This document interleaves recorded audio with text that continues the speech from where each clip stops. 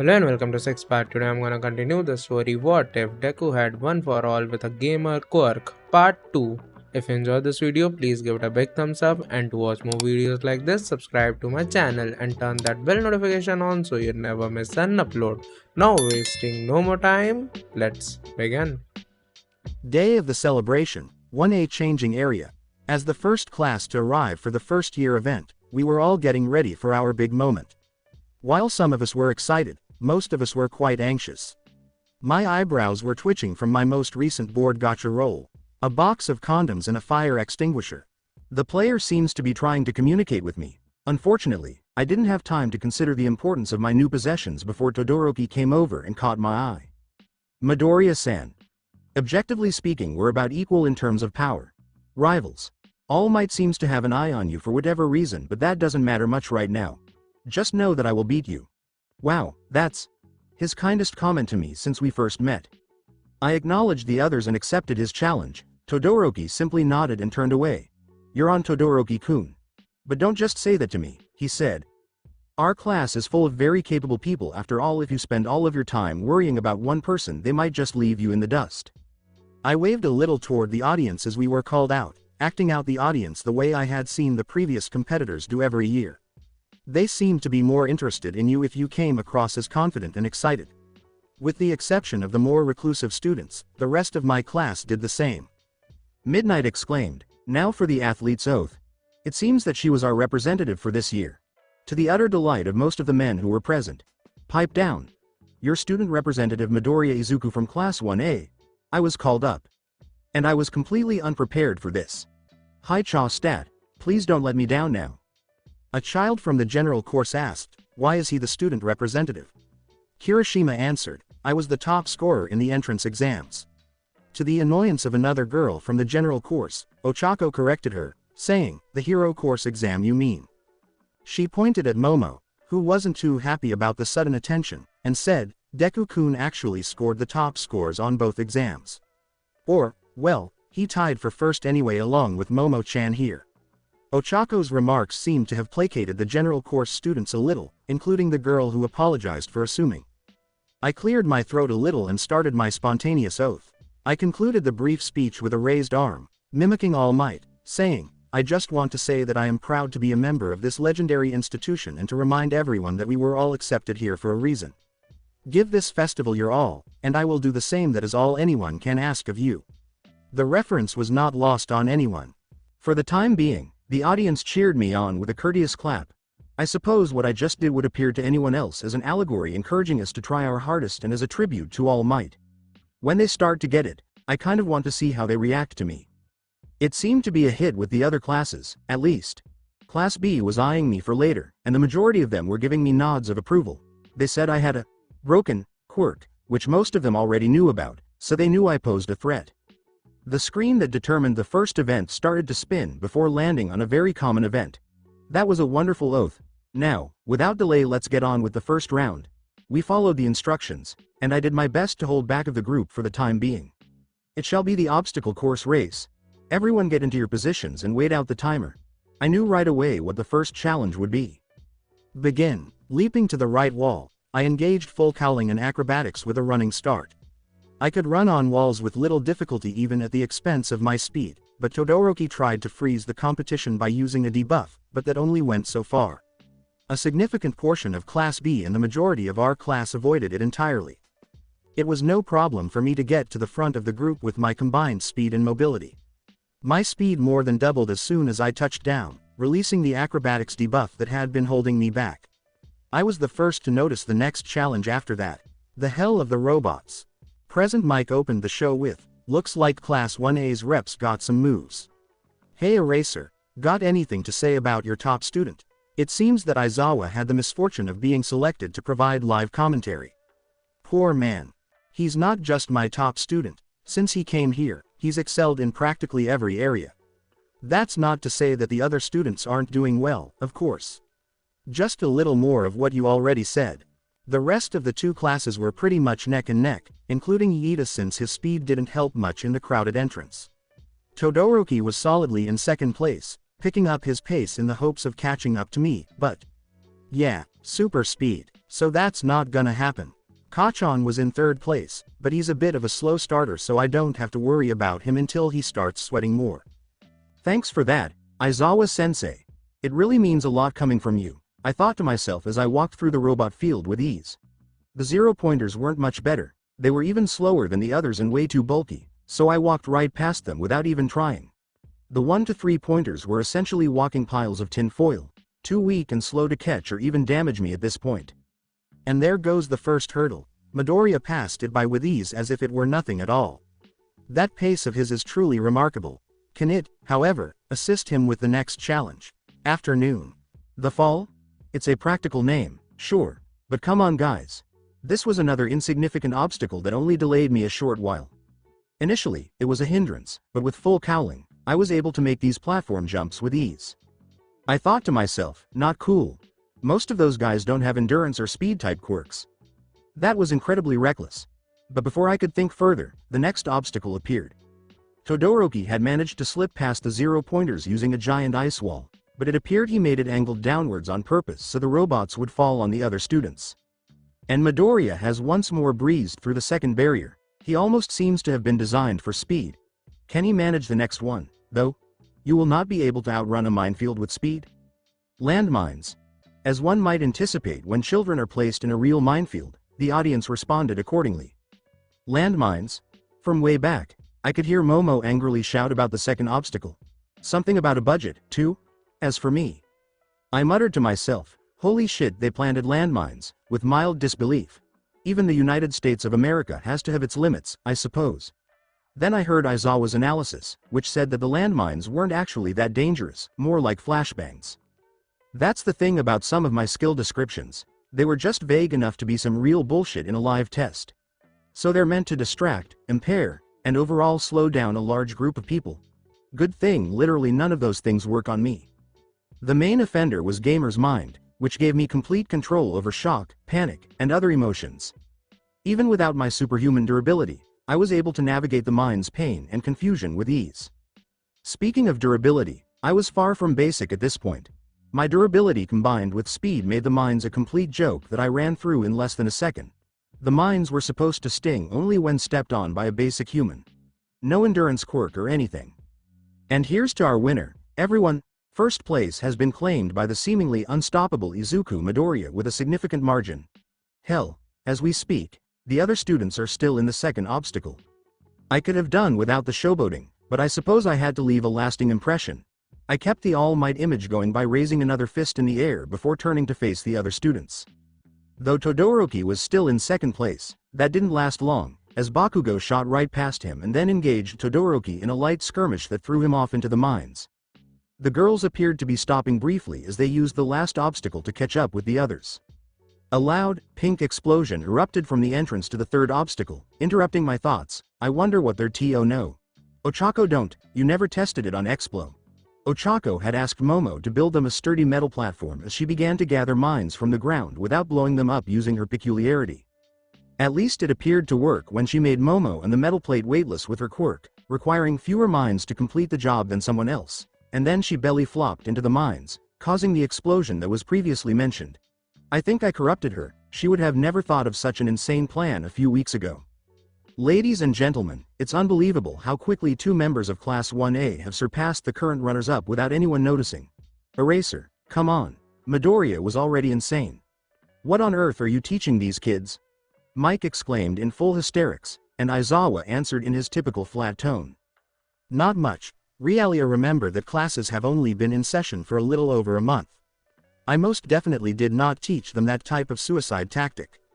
To the surprise of both present Mike and the audience, he said, if I had to guess, Midoriya probably gave them that idea. Midoriya is generally known to socialize with them and for other people, and he has demonstrated that he is either utterly fearless, insane, or both. It's not surprising that his closest friends followed his example. Our homeroom teacher continued, somewhat ruining my reputation with the ludicrous remark. Wow, thanks for the vote of confidence, Aizawa-sensei. I have enough problems trying to prove my sanity as it is. Went to Momo, who placed second, and Ochako, who placed third. Ochako had improved in her AGI training, but Momo's long legs and childhood athletic training simply give her an advantage when it comes to speed. though Todoroki and Bakugo trailed closely behind, placing 4th and 5th, respectively. Bakugo in particular was not taking his 5th place very well and was handling it in a very peculiar way, referring to it as Fuick. Todoroki was clearly shocked by his 4th place finish, so I used that opportunity to approach him and clarify a previous point. Todoroki-san. I meant to say this. Never undervalue the other students in your class or any other class, for that matter. You never know when they'll pull some dirty tricks and leave you in the dust. He gave me a long, hard look before acknowledging that I was right. And both of you, before giving the girls a group hug, I yelled at them, that was really risky and reckless. And I'm proud of the two of you more than ever. I gave them a closer hug, feeling both relieved and concerned about what they had drawn back there. Gratitude, Deku-kun. I thought of it when I recalled how, during training, you were able to hover with your Delaware smash. But in all honesty, Momo-chan made it all happen. I appreciate your faith in me back then. Momo shot back, blushing at the compliment. You have my complete trust, Ochako-chan. However, the plan you devised was brilliant. My mind simply labeled the mines as a obstacle, instead of a resource. I didn't even consider using them to our advantage like that, she said, blushing heavily as she realized how we all looked after our group hug. Fortunately, the other competitors, including the in-house Cyborga, selected that time to arrive. 6th place. What a shameful thing for a speed type. Midoriya-kun, you performed a fantastic job. Such an insane plan was also executed by Yaoyorozu-san and Uraraka-san. I'm impressed, I have to say. At least he appeared to be in a good mood. The remaining students trickle in one by one. Class 1B fared fairly well, blending in with 1A for the most part. However, one student, Mineta, I believe, did not make it. Apparently, he attempted to attach himself to Momo using his sticky balls, but Ochako saw through it and kicked him away. This incident served as the impetus for their collaboration on the final obstacle.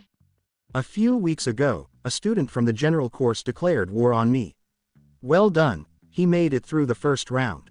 Next, we met Hatsume Mei, a student from the support course, who I met a few days ago when I went to boost my crafting skills. She was a little odd, but she was friendly enough. These 3 members piqued my interest. Lastly, there was Muyo Mukanmaru, a general course student who just barely made it to the 42nd spot and was currently praying to something to help him get that far.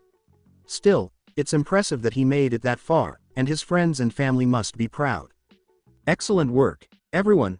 The top 42 pupils will advance to the following round. If you weren't selected, don't worry, we still have a ton of entertaining things to do. It's going to be the next round now. The screen once more went through a number of events before arriving at College of Paintball. These are the guidelines. The 42 surviving pupils will form teams consisting of no more than 2 and no more than 4 members. From there, our very own Smentos will construct an arena in which each team will engage in combat.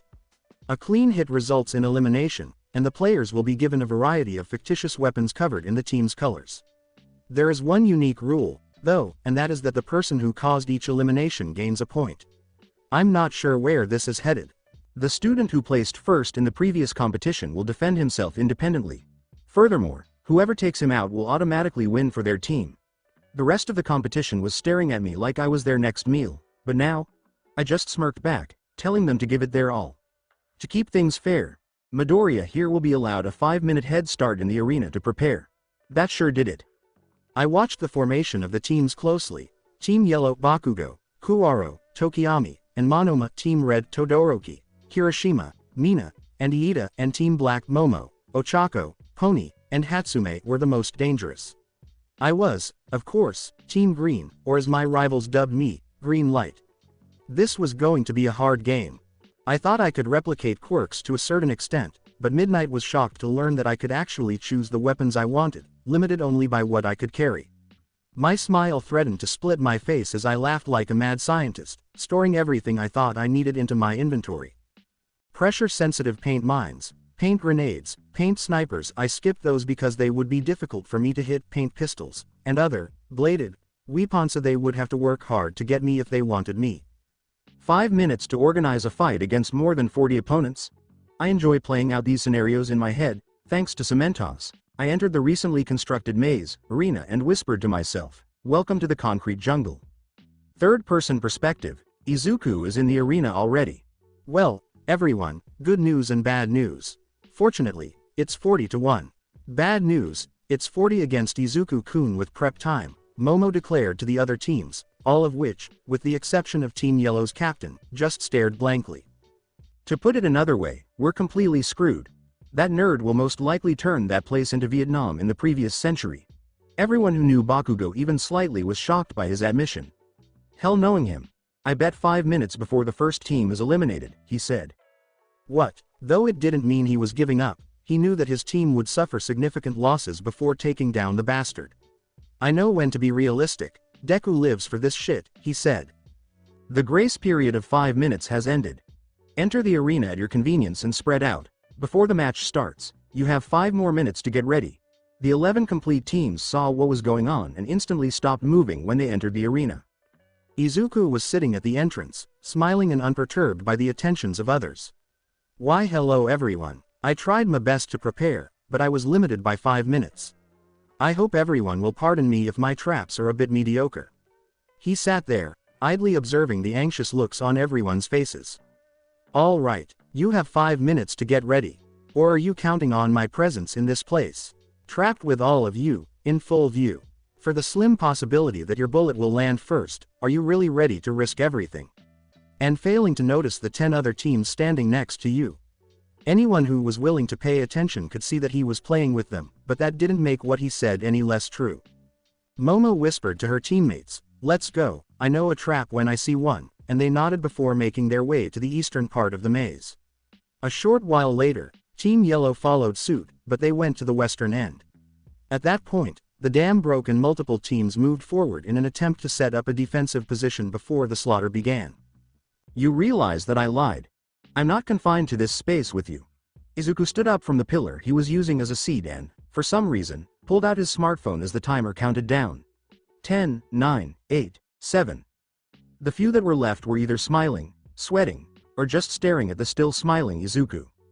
Are you aware, Izuku, still tapping away on his phone, questioned the rapt audience, that radio and microwave frequencies can be used to detonate bombs.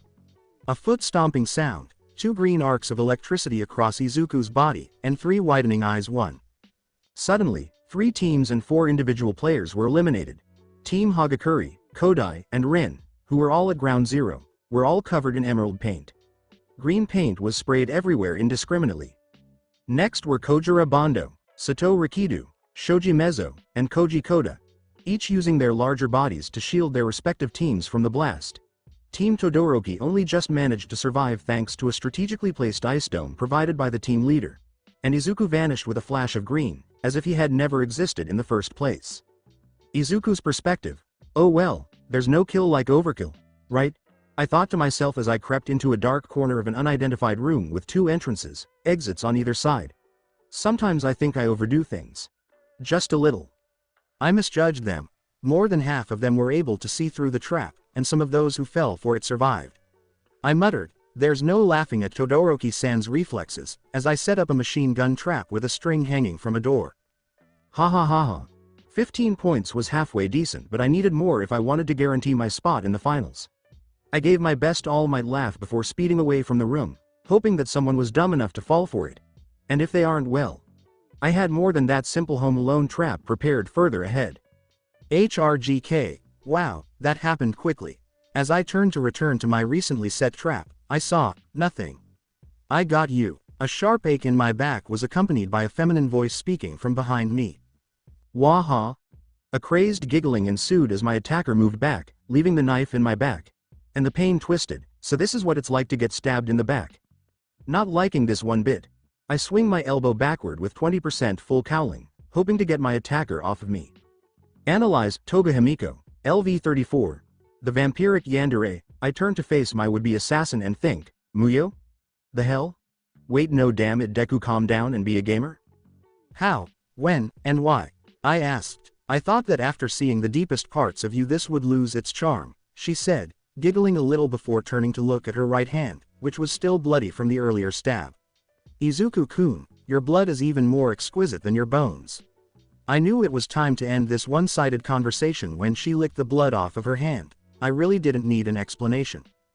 20% of Detroit smash. My attacker managed to sidestep the punch with a smile, but it was ineffective because the wall behind her continued to collapse as usual, letting everyone else know where I was. I apologize for drinking and rushing Izuku-kun, but I was unable to control myself. I have to leave now to avoid those ill-mannered old heroes sticking their heads in their butts. It seemed that was sufficient for her to book it and vanish as soon as she crossed my field of vision when her Muyo disguise melted and revealed her true body. The stab wound wasn't even bothering me, to be honest. It was already slowly closing up, but I wouldn't worry about that now. Taking the still bloody knife, I chucked it into my inventory for later. I still had the game to win. Damn it, why did she have to be a cute schoolgirl? My only weakness? Pray and scatter. 3 people emerged from the hole I made in the wall a few seconds ago and fired automatic paintball guns at me. To put things in perspective, these things can fire 600 pellets per minute at a speed of 350 kilometers per hour. Which enhanced the expressions on my opponents' faces when I successfully sidestepped every shot and simultaneously shot every one of them with a pistol I took from my inventory. "Oh come on," cried Team Kaibara's leader, seeing his entire group destroyed in their own ambush. 16 points. Nice try, but bring more guns the next time. Those evasion training sessions really paid off. Thanks Momo and your dozens of baseball throwing machines. With my piece said, I ran off before anyone else could arrive. Those things shoot way too slow to give me any real trouble. I specifically headed north because going east would have put me in direct opposition to Team Black, who I knew would be familiar with most of my moves, and going west would have put me in direct opposition to Kachan, which would not go well in a confined space where we would be quickly collapsed upon. Half of the teams had already been eliminated when I looked up at the scoreboard, which could be seen throughout the arena's hallways despite the interior rooms being blocked off. The top 3 scores were me at 18, Team Black at 5, and Team Yellow and Team Red tied at 3.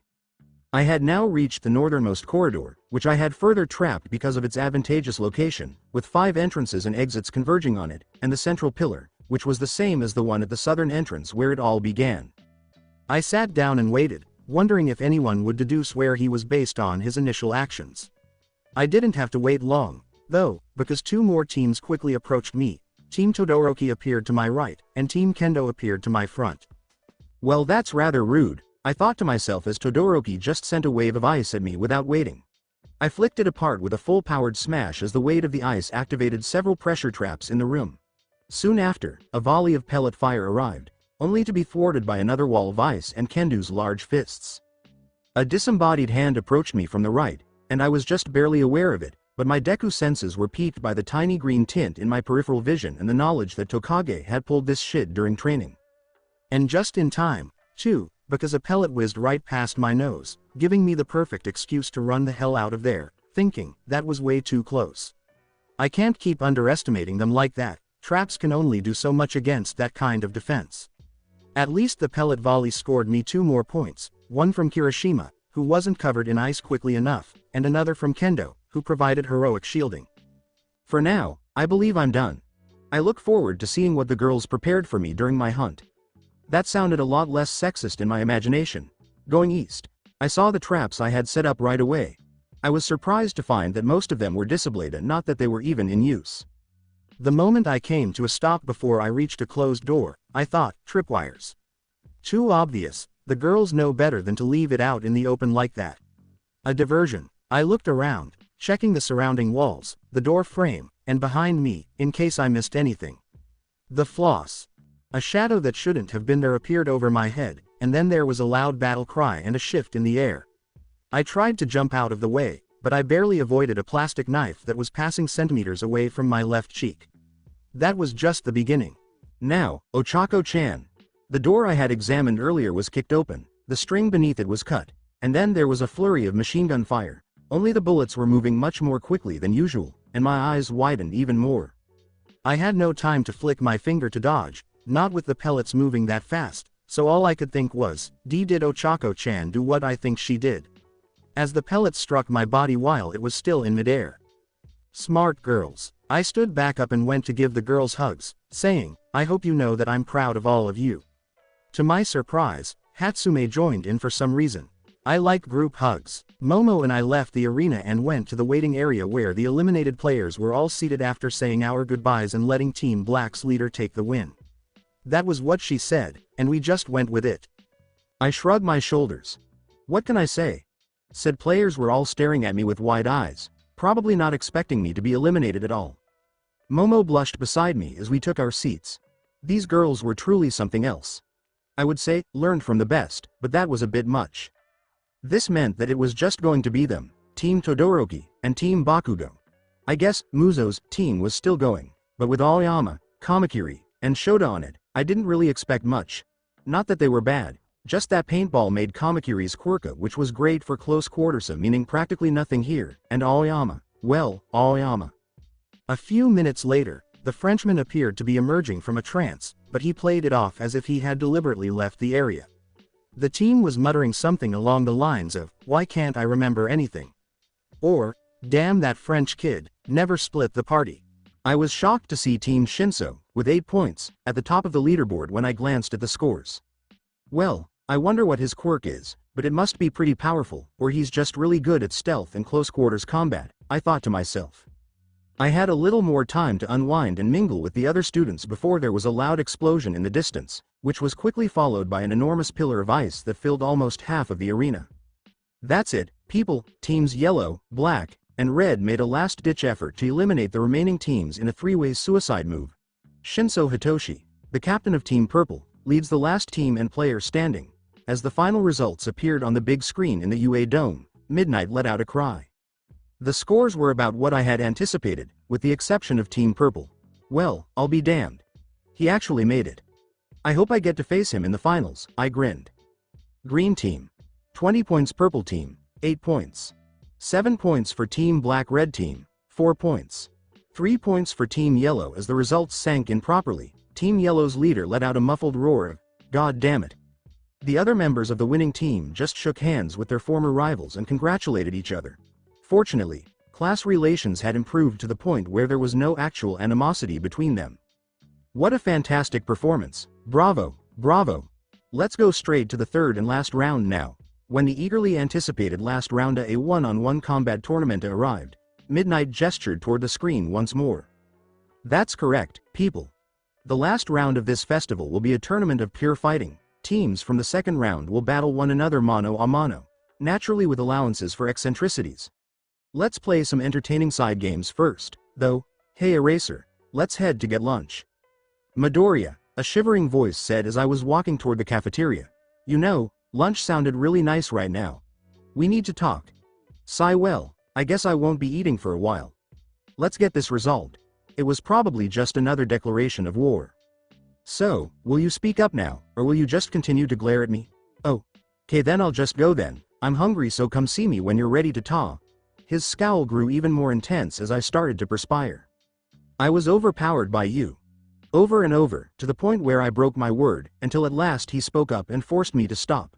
I suppose he realized that I wouldn't put up with being ignored when he was the one who insisted he needed to talk to me. I'm going to assume you're talking about your fire quirk based on the way you're looking at your left arm. For some reason, you won't use it, but I believe that when I fought you, you were forced to use it. He gives a nod and inhales deeply. Midoriya, are you aware of odd marriages? That marked the beginning of Todoroki's tragic backstory. If it weren't for the fact that my life is essentially a game, reality television show, which I'm pretty sure was a manga at some point, I'd immediately categorize him as the main character in a manga. The problem was that his strategies for reaching his ultimate objective, piss off Endeavor, were rather ridiculous. Now, let me clarify. You were in Endeavor's possession because he intended to shape you into the next great hero. Dethroning All Might in the process, I said, receiving a nod from Todoroki. You decided to become the greatest hero in order to exact revenge on him after he mistreated you. Do I really need to explain the flaw in that reasoning? Oh, forget about that. He looks at me bewildered, so I decided to go into more detail. There's also the fact that just because you both have fire-type quirks doesn't make your fire half his quirk. Todoroki-san, it's your quirk, not his. This kind of self-imposed limitation is like shooting yourself in the foot. Tell people your story if you truly wanted to ruin your dad. Tell what he did to you, then make use of your peculiarity. Your abilities to become the world's most powerful hero without his assistance. My words leave him speechless and immobile. Ignoring them and acting as though they're not even worthy of your wrath or attention is the biggest insult you can inflict on a man such as Endeavor.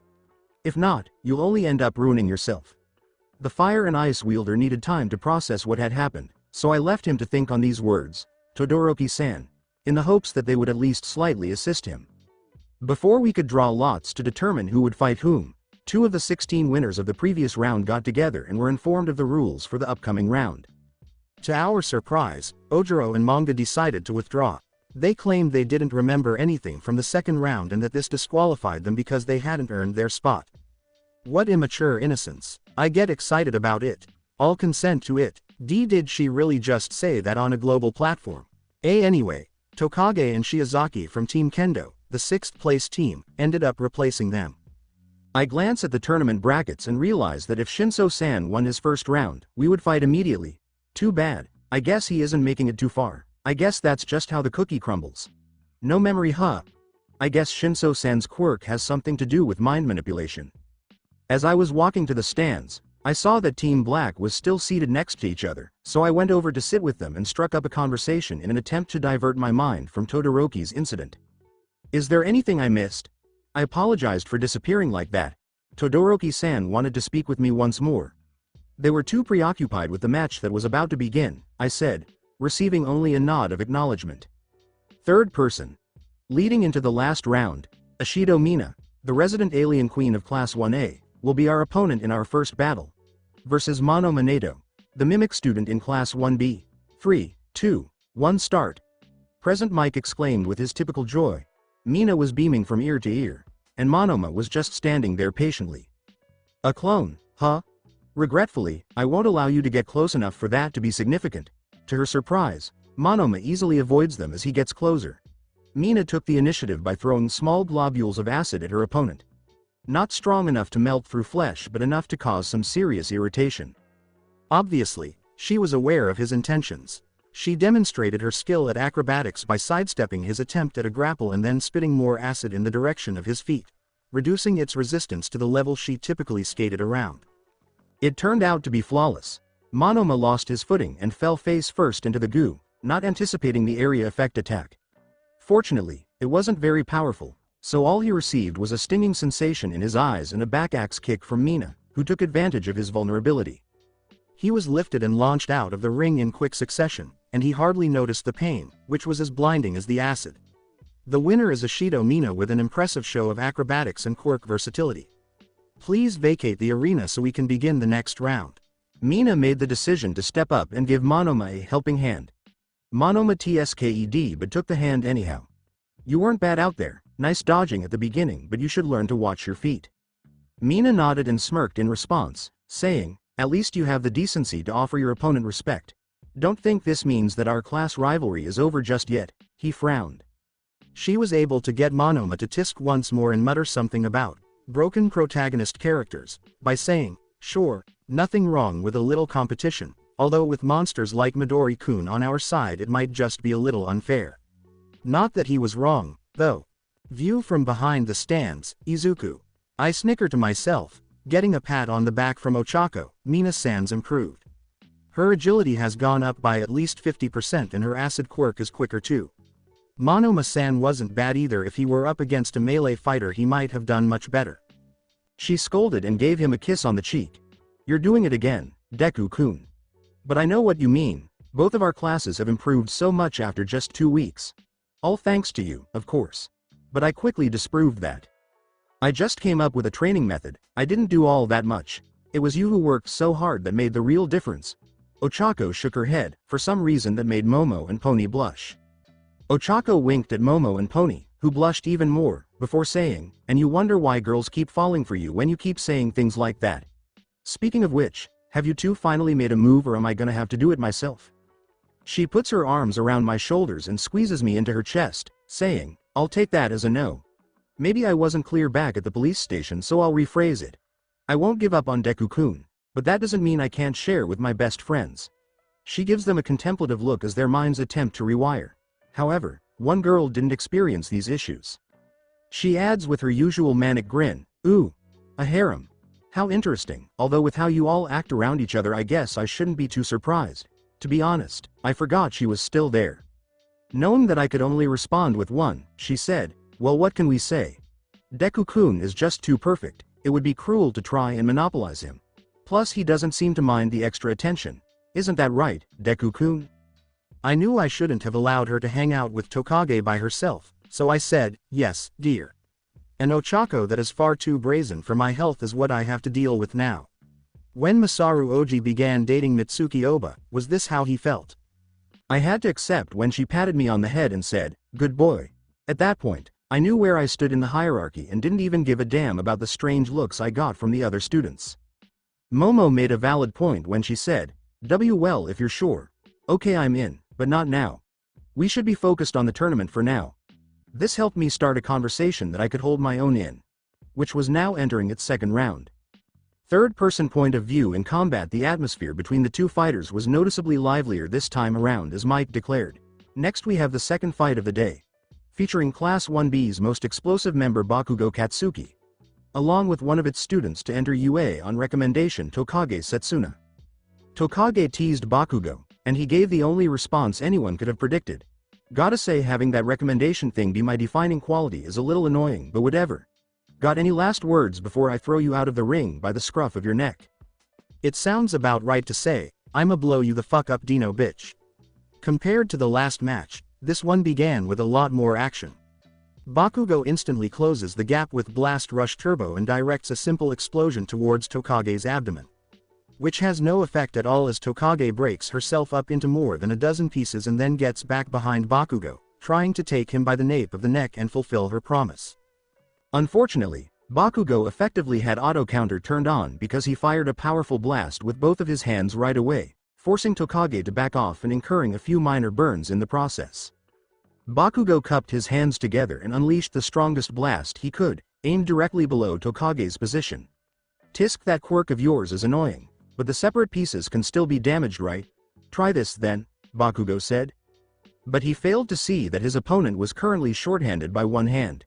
It was too late for him to realize this, as a blow to the head from behind him interfered with his aim.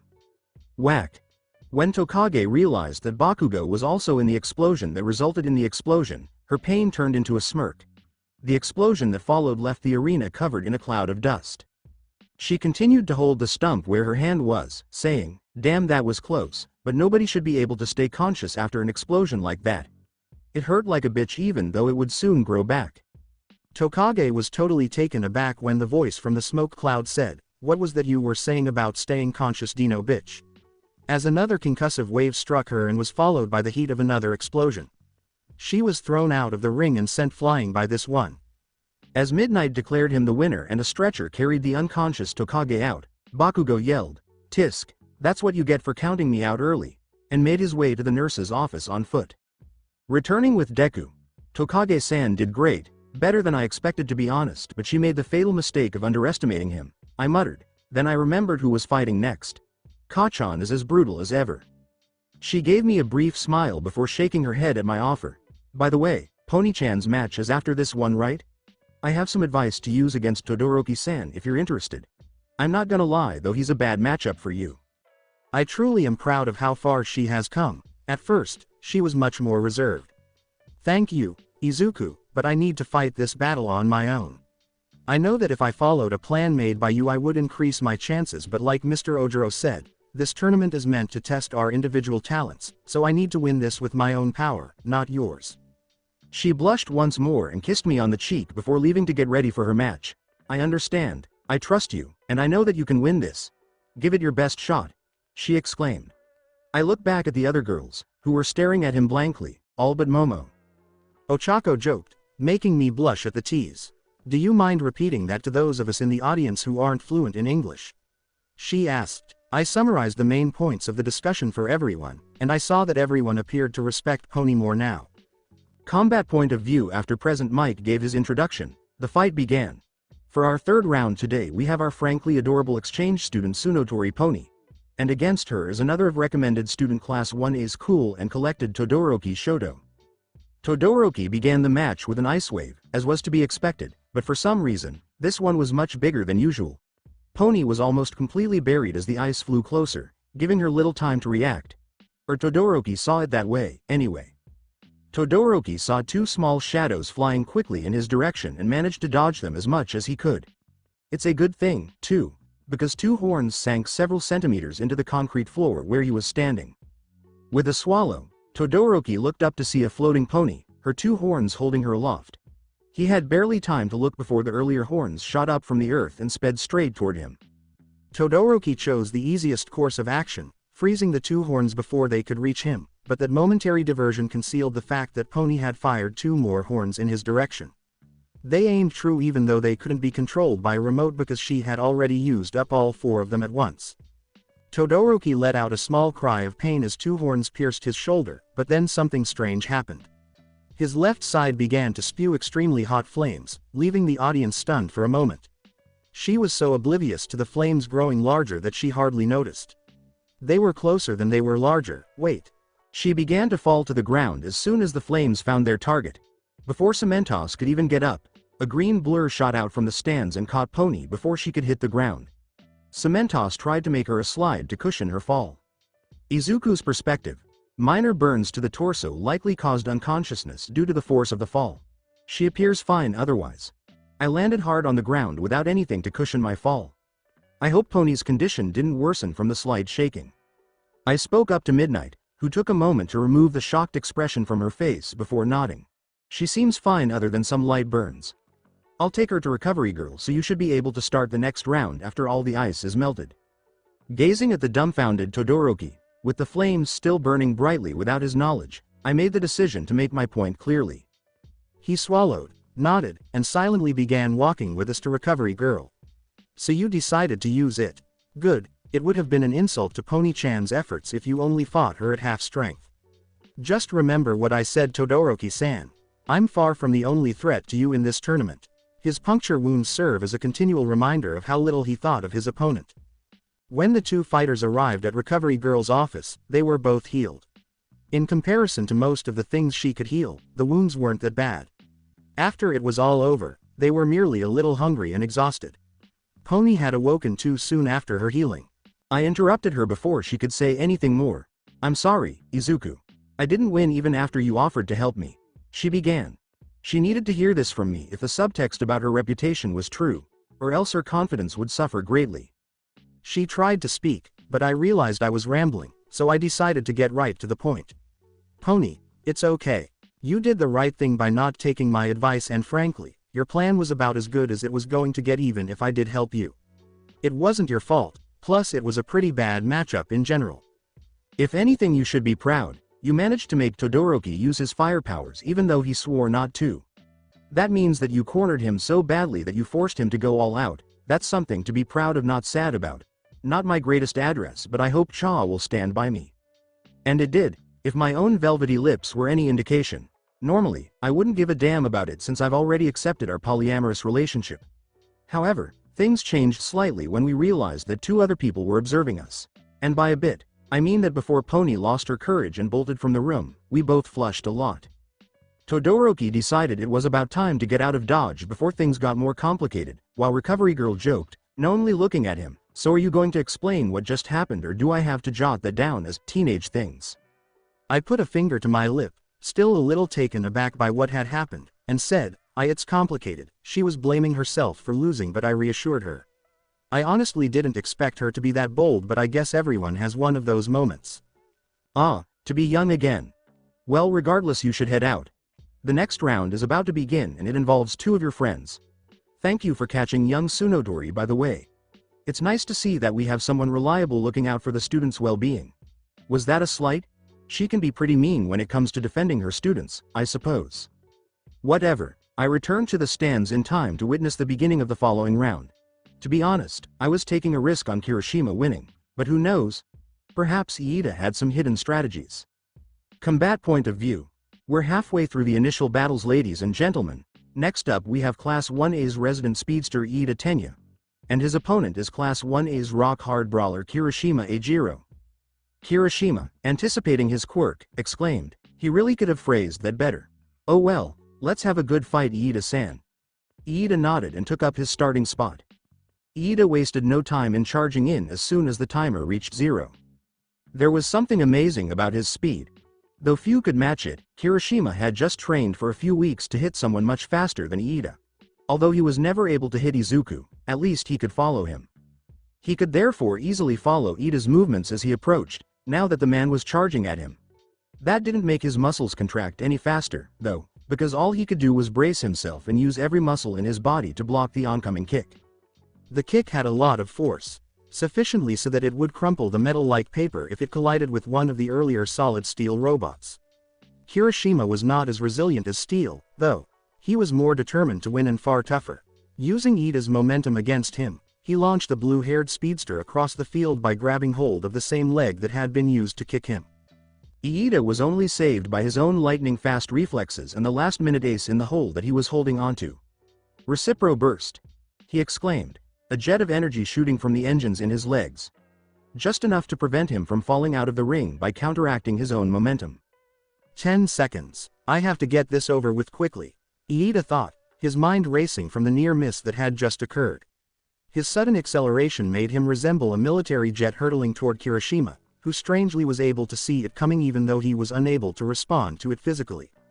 When Iida hit the stone wall that was Kirishima, the only things keeping his legs from breaking were years of training and his own peculiar adaptations. Though Kirishima's peculiarity did greatly enhance his defensive prowess, it did not stop Newton's laws from operating. Despite his peculiar defensive ability, it didn't actually make him any heavier or denser. There isn't much stopping him from being launched into the stadium walls several meters away when a kick with enough force to be regarded as a small C4 charge lands squarely in his stomach. Izuku's perspective. As UA robots picked up Kirishima and brought him to Recovery Girl, Midnight declared, "The winner of this match is Iida Tenya. That was an excellent battle of speed and durability. Please vacate the area while the next competitions make their way here." Iida made the decision to go with them, probably to see how his opponent was doing and to give him props for a well-fought battle. That Recipro burst move of his was seriously something else. Wow, who knew Iida-kun was hiding something like that this whole time? I thought Kirishima-kun had this in the bag. Guess I should take my own advice and not underestimate our class either. For an instant, it even matched his own speed. I know what you mean, Deku-kun. I could barely see him move when he used that. It reminded me of what you're like when you get serious. By the way, nice going with Pony-chan. You work fast. She gave me a thumbs up and made me groan. If I keep going at this rate, the other male students will definitely become my enemies. And in the event that rumors spread without my intervention, most likely the women as well. For some reason, Tetsu was staring at me with starry eyes when I said, yar days. I have a feeling my life's gonna get a lot more complicated from now on. Hold on, did I really say that aloud? Well, not that anything would come of that. Combat point of view, the previous 2 games greatly increased anticipation for the upcoming 4. Particularly those who were observant during the second incident. After all, the only team that has prevented him from winning the entire tournament is this young, green-haired boy who is the favorite to win it all. The following few rounds featured fights between the members of Team Black. But nobody, not a single person, was ready for what they were now seeing, and that folks were the patent-pending, Hatsume omnidirectional hover souls. Each one capable of holding up the weight of several people at once, along with the ability to hover over any terrain for a full 5 minutes before needing to recharge. The entire Ochako vs. Mei match was manipulated into a massive marketing campaign, where Ochako raced across the stadium at speeds that would have most people doubting her sanity, trying her hardest to catch, immobilize, or at least touch Hatsume. She continued, ignoring the panting Ochako who was slowly approaching her in the hopes that she would be sufficiently distracted to catch her off guard. And the best part is every single product I've created is completely self-charging and carbon neutral. Either gathering energy from the user's own movement, solar energy, or from the wind as you fly past the competition. She exclaimed. But Hatsume was not to be, as a hydraulic limb pushed her out of her reach before it could be grasped, and the limb moved away when Ochako attempted to grasp it.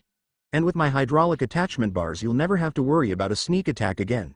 Its motion sensors constantly look out for hostile movements and move you away as necessary. They also react if anyone tries to grab them, as you saw earlier. And that's pretty much how it continued for the next 5 minutes until Hatsume gave up out of compassion for her old ally. It should be acknowledged that Hatsume harbored sentiments for teammates from his past. The glorification of someone else would likely result in a 3 times longer advertisement. Izuku's perspective. On the one hand, I greatly admire the amount of commitment and fervor required to virtually take over the most watched event in the world. On the other hand, poor Ochako-chan. And if I were a betting man, the next round will be just as disastrous. Next round. This isn't what the poor chicken of darkness deserved. Well, that was certainly different. I guess we could count that as halftime entertainment. Anyway, on to the next round. On one corner we have the Chicken of Darkness himself, Class 1B's Tokiyami Fumikage, and in the next corner is the equally dark Kuwaro Shihai. Kuroiro muttered, "Our intros are too similar. This isn't gonna help us with any scouters," and Tokiyami nodded, looking equally irritated. "At least you weren't called something as inane as the Chicken of Darkness. Honestly, sometimes I don't think Mike-sensei thinks before he speaks," he said as he was preparing Dark Shadow. He sends out his quirk as soon as the match starts, realizing something much too late to matter. Kuroiro laughed and dove into Dark Shadow, controlling it from the inside out and directing it back towards the wide-eyed, now facepalming Tokiyami. "Thanks for the easy win," he exclaimed. I suppose he forgot that Mike wasn't entirely off base when he made his opening statement and that other people also had control over the shadows. Izuku's perspective, like the impending match against Shinso, well, this was a disaster waiting to happen. I guess luck is also a factor of being a hero. I should probably let him know in advance so he can make preparations. Perhaps if I make him a deal, there won't be any room for quirks during the fight. No, it would be worse than that. My body is no longer entirely human, so not only will it be a slaughter but it will also hurt his pride. As she dug for information, Ochako said, "I get what you mean, Deku-kun. What about you? Do you have a plan to face Momo-chan against next round?" Subtlety was never her thing. Frankly, no, her options are nigh infinite with her quirk, and trying to plan against that is foolhardy at best. The best I can do is rely on my reaction time and pure speed. Besides, I may be able to quantify my intelligence, but underestimating Momo's would be suicide. She did have an impressive intelligence score of almost 200. There's no denying that she is a total genius. As Tokiyami attempted to stop the enormous Shadow Chocobo from pushing him out of the ring, he broke down in tears and said, "Speaking of which, I should head out. I thought this fight's gonna last much longer." Re-entering the stadium, present Mike stammered, "Well, that was certainly an interesting fight." He laughed briefly as the audience responded, "Oh, who am I kidding, that was a disaster, but oh well. As we in the hero business say, shit happens. So let's just move on to the next round." Additionally, it sounded more like a bomb going off when you realized that thousands of people were inside the stadium. This round is gonna be a doozy. First we have the seemingly unstoppable juggernaut Midoriya Izuku, and his opponent was a member of last round's Team Black, as well as a recommended student, Yayorozu Momo. I got ready to give it my all, telling myself, I know I don't need to say this, but give it your all, Momo-chan. Less than that would be offensive. With a solemn nod, she puts her hands behind her back, clearly ready to create something as soon as the match begins. Start. It appeared that holding off on charging in at full speed was the right move because the fight began with the creation of two massive clouds of smoke. Since she was aware that flashbangs wouldn't work, she turned to smoke. Not bad. I fired a Delaware smash to clear the smoke because I didn't want her to have time to get ready. I could only exclaim, "Is that a fucking?" before a goddamn railgun was pointed at my chest. No way in hell was I going to duck this. All I could do was steel myself and attempt to stop it, or at least slightly veer it off course. It was not very helpful. -2000. Well, sh*t. That is more than All Might has ever accomplished. This damage is piercing rather than blunt. Fantastic. My head is spinning from the pain. Concentrate, Deku. Pay attention to Momo. My right arm was missing. It was most likely hurled into the arena entrance as I entered. Where my right kidney should have been, there was a huge hole, and I was bleeding profusely. I have, overall, had better days. Fortunately, Momo was astounded by what she had just done, which allowed me to quickly get over my pain and charge at her, grabbing her by the shirt and shoving her out of the ring. Naturally, I could only withstand so much agony before collapsing onto her. This happened not too long after. As Midnight was getting her bearings, I congratulated her, saying, "Hey, he. Not bad, Momo-chan, you got me there. If you aimed just a millimeter to the left I would have been launched off the ring entirely." She announced my victory and asked the final question, her face clearly showing worry. Holy shit. I mean, the winner of the match is Midoriya Izuku. Midoriya-kun, are you able to walk? And, do you happen to be able to regrow limbs? I tried to give Momo the thumbs up while we were in a risky situation, but then I realized that my right arm was currently 80 feet away from me. I chose to use my left hand instead. She took it, and I suppose the audience did too, because their cheers almost caused more eardrum damage than the railgun did. I turn around and extend my good arm to Momo, who accepts it but still maintains a guilty expression. She blushed and appeared a little sheepish. Don't worry about it. I'm pretty durable, remember, though I gotta say, a railgun. Seriously, she said. Sticking close to me, she said, it was the only thing I could think of to deal with your ridiculous speed. We walked towards Recovery Girl's office. It would be an understatement to say that she lost her mind when she saw me.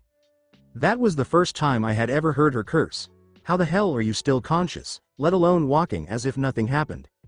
She gives me a hard look before complying with my request. Lots and lots of willpower. And please heal me, I have more than enough stamina to supply it, so don't worry. In a matter of seconds, my kidney grew back, the wounds healed, and I had a new arm. 90% of my SP was spent. I let the thought hover there, thinking, that quirk is truly amazing. Maybe one day I'll be able to replicate that too. Sincerely, I could do it right now, but I had to broach the subject carefully to avoid giving away the secret too soon. After setting up that side quest, Momo and I headed back to the stands where a still wide-eyed Class A waited for us. I'd certainly approve, knowing that there's someone else out there that can pick up the slack when I'm not around. You mentioned that you needed to know how a quirk operates in order to use it right. Maybe after this festival is over I can give you some private lessons. A new healer would be invaluable after all. You informed me about your regeneration. However, you never mentioned that you could accomplish that, Deku-kun, exclaimed Ochako, who was equally amused and concerned about my peculiarity. So how did it feel? I know that girls usually try to take your heart, but I guess a kidney is good enough, right? I replied, not realizing the implications of her question. It was the single most painful thing I've ever experienced. I said, and I've never been prouder. Even All Might hasn't hit me that hard before. And once more, I was met with odd looks from everyone. Why, I was just pleased with my girlfriend. It will take some getting used to for what she had accomplished. Seriously hurt him. Whoa. Wait, no, it's not what it sounds like, I swear. I hung my head in defeat as the crowd responded with a chorus of "Shures," and "To each their own," realizing that nothing could really prevent them from thinking it at this point. Combat point of view, Present Mike declared, attempting to move past the previous match. After such an intense fight, let's see if our next fighters will be able to match it. For the final match of the tournament's first round we have Class 1A's Shiozaki Ibara versus the General Course's rising star Hitoshi Shinso. The altercation, if one could term it that, did not last long. Before the match began, Shiozaki offered a brief invocation to Shinso and inquired about her sect. She tried to answer it, but the moment was gone. She was told to leave the stage by Shinso, who had taken over. Present Mike announced, complained from the commentator's stand, "Wow, how anticlimactic. Way to kill the hype." Aizawa instructed him to be objective while audibly shrugging. How does he do that? Not all quirks are flashy, or do direct damage. Maybe if UA actually listened to my bi-monthly request to change that decade-old, obsolete exam, then Shinso-san there would be in the hero course. Aizawa continued, not even annoyed. I suppose Aizawa would have a soft spot for a child like Shinso. Izuku's perspective, with her typical, verbose manner of speaking, Yanagi said, a mind control quirk. Quite impressive, however, now that it's become public I doubt that he shall persist for much longer. Ochako agreed, though not in the way that I would have preferred. Yes, it was a bit much to say, yeah, not like he had much of a chance against Deku-kun either way. I understand she was only trying to encourage me. It's not like I was going to blow him off the arena floor the minute the fight began. After all, he was from the general course. Don't count him out just yet, Ochako-chan. Just because I'm immune to mind control doesn't mean that he can't have more tricks up his sleeve. To even the odds, there's a good chance they'd let him have some support equipment. Ochako took a few seconds to comprehend what I had said before asking, "Wait, you're immune to mind control?" With a shocked expression. Was that something I never mentioned? I really need to stop saying things aloud that I'm muttering. No, you absolutely did not mention that fact. Although Mina was joking, the way I averted my gaze and what they already knew about me kind of gave it away. Yeah, you really do. One of these days you'll let out something big. Like being All Might's successor or something. You gotta be kidding me. Izuku's perspective. Shiozaki-san appears to be devastated by the loss. Furthermore, no one appears to want to console her about it. I should probably go talk to her. Present Mike's usual boisterous voice snapped me out of my reverie. Ashido Mina, the alien queen, is up first, and Bakugo Katsuki, the blonde bomber, is her opponent. Let's see if any of these fights can top the sheer ferocity from the last few battles. The crowd was quite excited about this match because both fighters had strong personalities and were quite athletic. Ochako asked me from behind, "So Deku-kun, who do you think is gonna win this one?" The rest of Class A piled in to hear my response, and I could even make out some of Class B. It's great that I now have a reputation. On paper, it looked like a good fight, but Mina's acid was a liquid, and liquids don't work too well under high temperatures and air pressure, like say an explosion. I hate to say it, but Mina-san doesn't stand much of a chance. Kachan might not make it obvious, but he's a genius in live combat.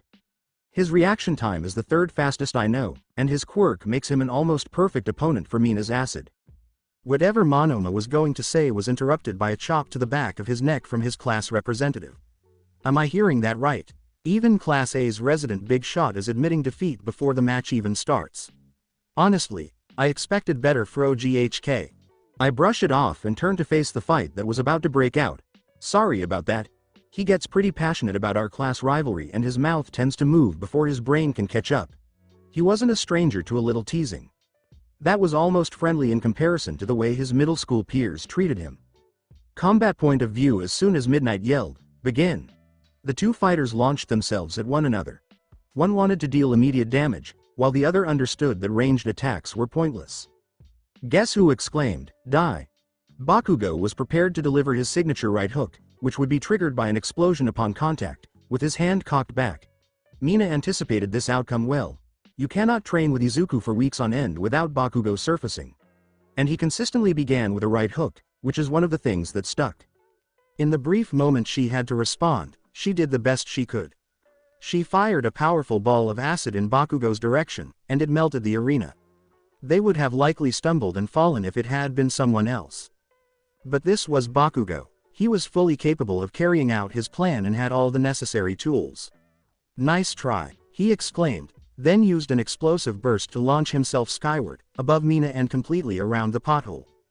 He slammed her into the ground with his hand on her neck after one more explosion. Without much ado, he said, "Give up." Mina chose to do as she pleased, finding pleasure in having her head affixed to her body. As the crowd went crazy over the quick takedown, Midnight declared, "The winner is Bakugo Katsuki with lightning-fast reflexes and brutal efficiency. There is merit to the attention-grabbing, highly mobile quirks that appeal to people." Izuku's perspective. I sent her my condolences, which she accepted. "Hey Shiozaki-san. Sorry about your match. I guess luck makes a fool of us all eventually." All she really needed to hear was that it wasn't her fault. I was pretty sheepish at that. This tournament bracket really was rather unfair, but at least the final match and the semi-finals were looking interesting. Thank you for that, Midoriya-kun. While Shinso-san's methods were rather dishonorable, I can understand why he did it. I can only wish him good luck in the coming battle, although I fear that would be mute considering that he's facing you. Midoriya-kun, if you don't mind, I'd like to ask you something. From where is it that you draw your strength? I know that you do not follow the same faith as I, but I can't accept that such power could come from nothing but a single person's efforts and know that came out wrong. I'm sorry if I sounded like I was invalidating your hard work.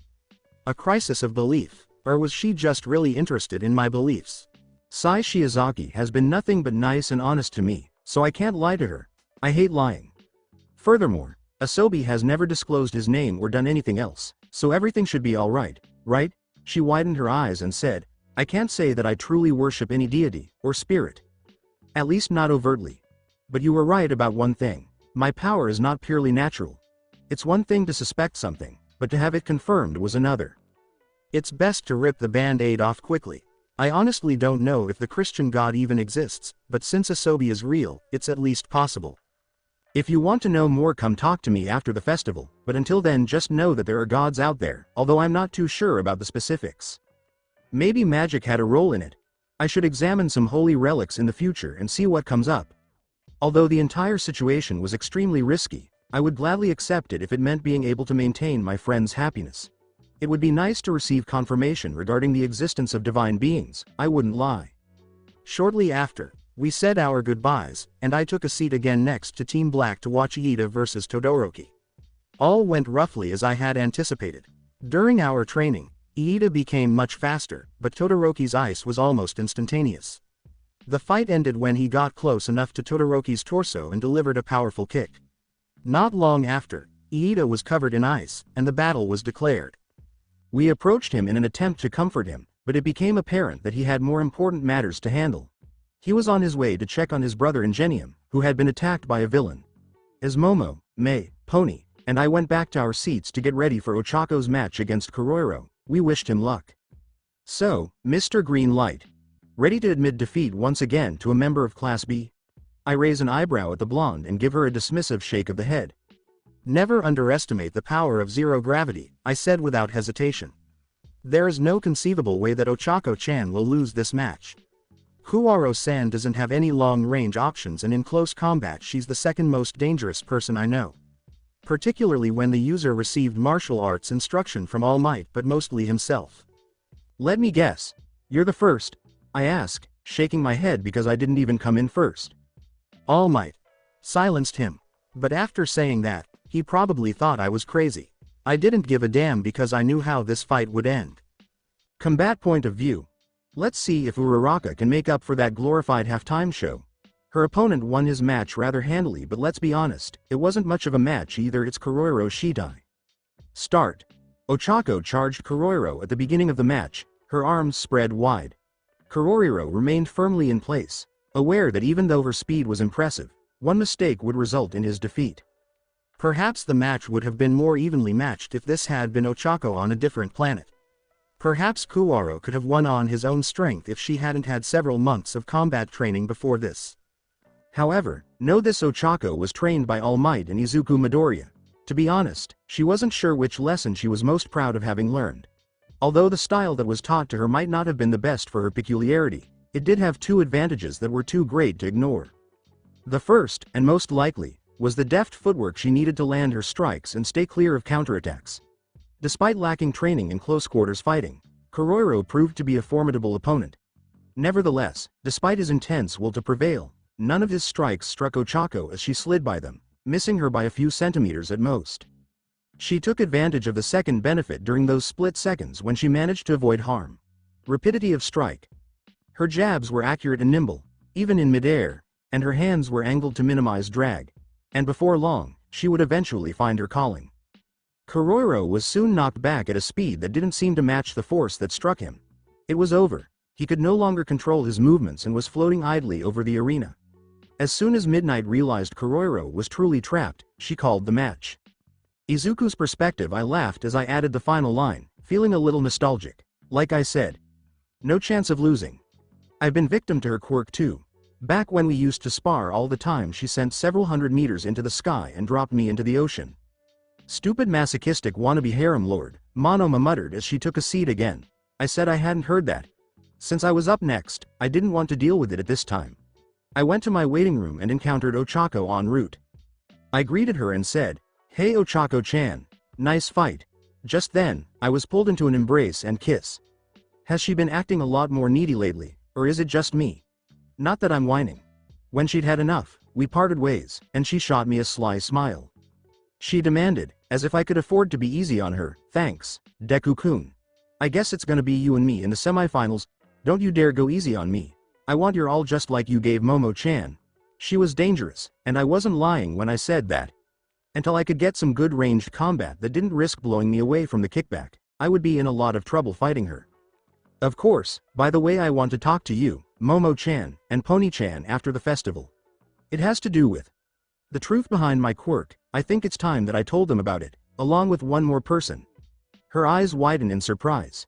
Even she didn't know much about how it operated, which is why I usually keep my mouth shut about it. With a knowing smile, she said, "Who's the other person? If you're willing to add her, she must be someone important to you." I acknowledged, still taken aback by her guess that it was a girl, saying, How did you know it was a she?"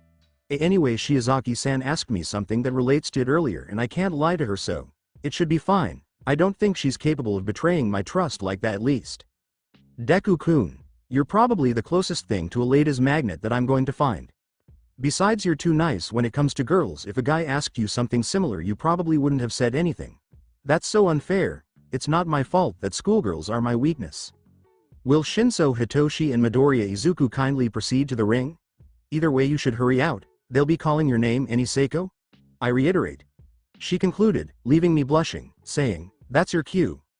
I'll see you next round, and I'll also ask Shiozaki-chan for her number since I'm certain you forgot to ask." Sigh. This is my life now. And there's nothing that I would trade it for. It's probably time to break the bad news to Shinso. Present Mike declared, though I could have done without the introduction. It's time for the last match of the quarterfinals. First we have the cool and collected rising star of the general course, Shinso Hitoshi. And his opponent. The overachieving, overloaded, and generally overpowered Midoriya Izuku. It was a little excessive. Shinso fished for an answer, one that I wasn't afraid to give. Must be pretty great to have such a powerful quirk, huh? I bet it made getting into the hero course look like child's play, right? I rubbed the back of my head, getting a little sheepish. And that's about the face I expected. Sorry to say this, Shinso-san, but my quirk makes me immune to mental influences. His typical expressions of exhaustion changed to ones of shock, rage, and finally just a face that said, "Done with this shit." You have to be fucking kidding me. You have to be fucking kidding me. Oh no, Midnight got involved in that one too. That also didn't seem to amuse the crowd too much. Look, you have a really amazing quirk, it would be perfect for a hero and against anyone else you probably could have won, but I'll be the first to admit that my quirk is pretty bullshit. There's no shame in surrendering unless you want to go down the honorable way. I respond with a scoffing tone. I blushed at what he called me, but I didn't really deny it. I'd rather not eat shit if I can avoid it. I surrender, not much I can do against All Might 2 over here. Not long after, Midnight called the game, and we both headed off to get ready for the semifinals. After our fight, the audience appeared to be ready for bloodshed. Fortunately for them, the next two matches were likely to be the most intriguing of the bunch. Speaking of intriguing bouts, I happened to run into Kachan while heading to the bleachers. To put it mildly, tense. Deku, he said to me in a low voice, at least he had stopped being overtly hostile. Hopefully, we could genuinely rekindle our friendship. I gave him my advice and left, but not before hearing him mutter, "Kachan. Good luck with your fight, don't underestimate Todoroki-san, by the way." I think he's starting to realize that he can't keep holding back, especially when he's up against someone like you. And I'd be more than happy to give him my best if it came to that. No shit, Deku. I'm not throwing away my chance to settle things with you in the finals. After essentially ignoring one another for nearly a year, we owe each other that much. The bleachers speaking first, Shishida said, "Midoriya-san, you're back. I won't say good fight since we both know it wasn't, but I'm glad you won." The rest of the class was still staring at him blankly. Awase makes a joke, but I just give him the same blank look. So are you going to tell us about any other features that your overpowering quirk gives you, or are you keeping those secret just to surprise people? Why am I not surprised? Really, if I had to explain everything I was capable of, I would spend all day explaining things. It's not like I want to hide it or anything, it's just that my quirk's nature pretty much gives me a grab bag of abilities. I don't tell people everything because it just never comes up. You know what, screw it, hopefully they'll leave me alone if I just play along. Okay, how about this, one thing. You can tell us one thing that your quirk can do that isn't blatantly obvious every day. Komori proposed, not to mention that Komori is too cute for words. When I trained with All Might, I regained my oxygen efficiency, our skill. This was a pleasant bonus from our swimming exercises. Fine, I guess I'll give you another for today. I can hold my breath for about an hour at a time. Half that if I'm actually fighting. The way it worked was that every minute I held my breath, my stamina would decrease by 50%. That percentage was reduced by the skill by 0.5% for each level. That elevated my passive stamina skill to almost superhuman levels, and I was able to swim and dive as well. Awase was understandably shocked by what I said, even though it wasn't quite true. Holy shit, isn't the quirkless world record like 29 minutes or something like that? Does your quirk just make you a peak human? My quirk is an enhancer, it pushes my training further than normal, but I have to put in the same effort as anyone else. The results just happen to be more potent and longer lasting. If I was too lazy to actually push myself, the gamer would mean nothing. No, of course not. I was pretty much a stick figure just 1 year ago. Komori was intrigued as to how I had achieved my level in just a year and exclaimed, "What kind of training did you do to give these kinds of results in just a year? Was there a reference to something when you said, and don't you dare say 100 push-ups, 100 sit-ups, and a 10 kilometers run? Anyhow." They nod when I ask, "Do you guys remember how Dagoba Municipal Beach looked like about 10 months ago? Even before I cleaned and made it marketable, it was a fairly well-known location. Garbage mountains rising to a height of 30 feet usually make an impression on people. Cleaning that up was what I did for the first 3 months of training. Other than that, I just sparred with Ochako-chan and All Might along with a bit of boxing on the side. Along with keeping up with my studies, of course, I wasn't allowed to drop below the top 3 in my middle school if I wanted to enter UA. They asked why I followed that particular training schedule, but they weren't even shocked that I cleaned the whole beach by myself at this point. My response, community service, put me right on Reiko's good side for the rest of the day. Apparently, after it was cleaned up, it became her favorite spot to surf. As we diverted our attention with the fact that Todoroki and Kacchan had already started to move toward the arena, Monoma asked me the same question in his typical sarcastic, attention-seeking voice. It depends. If Todoroki-san decides to use his fire, then Kacchan will most likely lose. His ice is already a huge threat, but nothing Kacchan can't handle. His fire, however, is a hard counter to Kacchan's nitroglycerin sweat. If he uses it, it's game over. If Kacchan's hands continued blowing up after a few steps, how would he fight? Or worse, what if his palms blew up inside out and he was engulfed in flames? Yes, that wasn't a very pleasant thought. Maybe I should go ahead and get closer to the ring. Just in case. Better to be safe than sorry. Combat point of view. Welcome to the opening fight of the semifinals. See which of these two formidable players prevails. Bakugo Katsuki, the most explosive player in Class 1B, or Todoroki Shoto, the icy hot wizard in Class 1A. Present mic called the match. Damn it. Todoroki shot a massive wave of ice at Bakugo without any delay. Bakugo fired off blasts repeatedly, quickly tunneling into the ice to avoid being covered completely, tearing through the ice with his explosions until he reached the front. Are you underestimating me? Bakugo effortlessly avoided Todoroki's counterattack with an explosion as he flew toward him, setting himself up to seize Todoroki. Bakugo flew at him again, but this time Todoroki grabbed him by the arm, appearing ready to burn him with his left side until Bakugo tried to toss him out of the ring with an explosive throw, but Todoroki recovered by conjuring a wall of ice and sliding around him. Go ahead and do it, Shoto. Use your left side, from the stands, Endeavor shouted while grinning all the while. Todoroki was offended by the remark and chose not to use his fire, which let Bakugo escape. Avoid playing around. Do you really believe I'm not deserving of your flames? Give up resisting me. Why are you even here if you're not trying to win? Bakugo screamed, furious that he would be facing this incompetent fighter in his warm-up before facing Izuku. Hello. Todoki-san. Don't you want to be a hero? What kind of hero are you if you're not willing to give it your all? Izuku shouted encouragement, which appeared to literally light a fire under Todoroki. Bakugo started to propel himself upward as Todoroki flared up, saying, "That stupid nerd," insidiously relieved that his opponent finally seemed ready to take him seriously. Bakugo started spinning like a tornado, trying to create a wind funnel to focus his explosions. Howitzer. Scene.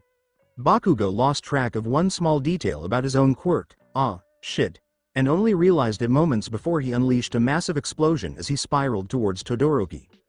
Bakugo's attack backfired as Todoroki let loose his flames, sending him flying across the field and almost hitting his head on the opposite side of the wall if it weren't for a recognizable green blur snagging him. It's unfortunate that I didn't see this coming because there was no way I could have caught him in time. I know I wanted him to use his flames against Kacchan. Bakugo is outside the area and unconscious. It's Todoroki Shoto who wins. Please give us a moment to fix the arena. In the meantime, feel free to enjoy the many side attractions. Midnight, however, went off to thank their resident lifesaver as the crowd applauded and did just that. Izuku's perspective, that's the second time you've prevented a disastrous PR situation for us, kid. I appreciate that, which makes you my best student. I felt a shiver go up my spine as Midnight licked her lips. I had developed my sense of danger and my ability to detect lust. Just kidding. You're on your own, kid. Not that he desired such a skill, rather, there were moments when ignorance really was bliss. At least he's consistent. No problem, I'm just doing what anyone would if they were able. I chose to move a little closer because I anticipated that this fight would be difficult, and I guess I was right. I should get ready for my next match, though, which is later. I completely ignored her staring at my behind as I was leaving. If I don't notice something, it's not happening. I went to Ochako's waiting room to try to talk to her for a little before we got into a fight, so you can imagine my shock when I saw her talking on the phone with her parents. Oh, Deku-kun. Sorry, Daddy. Izuku just came in. Everything is okay. Yes, that is him. Would you like to talk to him? Sure. Give me a minute. She gave me her phone, acting like a very protective father. Please don't let Wistat fail me now. Hi there, Uraraka-san. It's a pleasure to talk to you. Have you been following the competition? Hopefully, Asking a question will help him become a little more receptive. Yes, we have been watching the fights. You're a nice kid. Despite your small stature, you have some power. Okay, scrawny. I know I don't quite have All Might's macho man muscular figure, but I'm also not a stick figure anymore. It must be the baggy clothes. And nice deflect, but we both know that's not what I wanted to talk to ya about. Whoa, does he have an accent? Ochako also does, when she gets flustered and says, now about you dating my daughter. Focus Deku. I know that my little girl is growing up. I won't deny her the right to that happiness, and from what I've seen you're a good kid. That was good, and definitely strong enough to protect Ochako from anything short of All Might, to have known. Nevertheless, I owe it to you as her father to inform you of this. I will personally kick you in the nads if you ever break her heart. Despite their strength, all men have one weakness. After he said that, I could almost see his sly smile and started to smile a little too. Now, could you hand Ochako the phone again? I wanted to wish my little girl luck before she had to face a skinny Hulk in the ring. I followed through on that and left, not before kissing Ochako's cheek because I should have been getting ready too. After 10 minutes, the fight began. I want to test how far her close quarters skills have come, so no one for all, no ranged attacks unless she gets me. Despite this, even without OFA, my speed was still competitive with most man-made vehicles, and at least I wasn't breaking the sound barrier. Start now. Oh, I missed the announcements. Ondo Ochako-chan is rushing me while I'm distracted. Smart girl. I avoided her first jab, knowing better than to go all in on me right away. I win the moment both of her feet leave the ground. I attempted to punch her in the left shoulder, but she was accustomed to my baseline speed and saw it coming. I quickly redirected her with a knee. It's not too bad, Ochako-chan, but you should know better than to put so much distance between us. As she realized what was happening, her eyes widened, but it was too late. I had already launched myself at her, grabbing her by the shoulders and lifting her over my head, using all the strength and flexibility I could muster to turn my body into an unplanned trebuchet and launch her out of the cage. Midoriya Izuku is the match winner. I have to admit, both competitors' martial arts demonstration was truly impressive. As I moved to the downed Ochako who was pouting at me, Midnight complimented us. Deku-kun, you win this one. I was shocked and confused when she kissed me in front of thousands of people, millions more worldwide, and her parents, who were probably watching. But this isn't over. You beat me in the physical battle, but I have something for the popularity contest, she smirked. I felt Ochako push herself into me and let me feel a very soft sensation. And by God is it good. Sometimes you just have to roll with the punches and accept the good with the bad. I'm a dead man. Fuck it, might as well enjoy this. Combat point of view. Present Mike, resisting the urge to yell, suck it endeavor. Said, here we are folks with the final battle. Will the so far unstoppable Midoriya Izuku continue his winning streak? Or will the son of the number 2 hero Todoroki Shoto take first place like his dad never could? But not by much. Intelligence, fighting skill, stamina, endurance, strength, and speed. Midoriya possesses all of these abundantly. Todoroki reasoned, I can't outlast him. His strength and speed make my ice an inconvenience at best, and his healing ability renders anything less than a full-powered blast equally useless. It was going to be a quick fight. He would either lose as soon as possible or take out Midoriya on his first hit. He'll launch a full-scale assault. I suppose I ought to conclude the All Might's apprentice offering with a vintage gem. Izuku thought as he dropped into a fighting stance, fist already cocked back for a potent opening, finishing move. I was right to hold this off until the final round. Start. Heaven-piercing ice wall. Todoroki moved on to the next phase of the plan while the now named enormous ice wall moved fairly quickly in the direction of Izuku. He made a left turn and let loose all the pent-up fire that had been building for the past few years. It was very crude and had very little efficiency. But that was all moot now. All he needed was power, which his left side was more than willing to supply. Izuku's voice sliced through the atmosphere like a blade. Detroit. Todoroki felt a surge of fear at that one word. It was time for him to end this. Flash freeze heatwave. The flames erupted, searching for the region of low pressure that their sibling element had produced. Anyone who has taken a basic physics course can understand what that meant. The ice expanded quickly. Smash. Normally, Smentos would have erected some barriers to stop the damage from getting worse, but since he only had 4 seconds to respond to the total devastation taking place, he can be forgiven for acting slowly. The arena was utterly demolished. As for the two fighters, not a single piece of concrete was left, exposing the soft dirt beneath. Okay. So, at least they were still alive. Todoroki was face down on the ground, unconscious, and completely broken. On the other hand, Izuku was still conscious even though the explosion had knocked him on his ass. He had two broken legs and a broken arm. One from the actual attack and the other from trying to protect himself from being blown back by planting his legs in the concrete. Throughout it all, he had an obvious expression of pain on his face. Nevertheless, he was able to stand for one last performance on his already broken leg despite the excruciating pain. He triumphantly raised his fist, the unbroken one, "Thank you very much," into the air, allowing the crowd to pour out. To say it was wild would be an understatement. The battle they had just witnessed would likely never be topped, and given the hype it created, it might even surpass the upper year festival events. It had nothing to do with the fact that both fighters lost their shirts. Nothing at all. Indeed, Midnight wasn't drooling. If someone had asked such an absurd question, she would have denied it. It was no coincidence that Mount Lady, who witnessed the fight outside, let out catcalls the size of skyscrapers. In any case, the fact that UA had those robots on standby was fortunate because neither student was currently able to walk. More than anything, Izuku's agonizing final stand was a demonstration of sheer stubbornness and pain tolerance. In the bleachers, when the dust finally settled, Awase exclaimed, "Holy shit, the stadium's gone." With the exception of individuals who were already aware, the entire hero course was currently in varying states of shock. Ochako was taken aback by Todoroki's power output even at that point. It's frightening to think that Todoroki-san's been holding back all this time. And Midoriya-sana, he's a monster, and this is the result of just 1 year of training. Shishida said in a whisper. Look on the bright side. With these two here the scouters are going to be flocking to them. Meaning that we won't have to go through dozens or hundreds of papers when we're up. Rin continued, ever pragmatic. Not the broken bones, but these two poor bastards were the real victims today, in his opinion. The office of Recovery Girl. Recovery Girl chastised me while tending to Todoroki, saying, I know you were just defending yourself, but did you have to beat him into unconsciousness? Not everyone can heal from the brink of death, you know.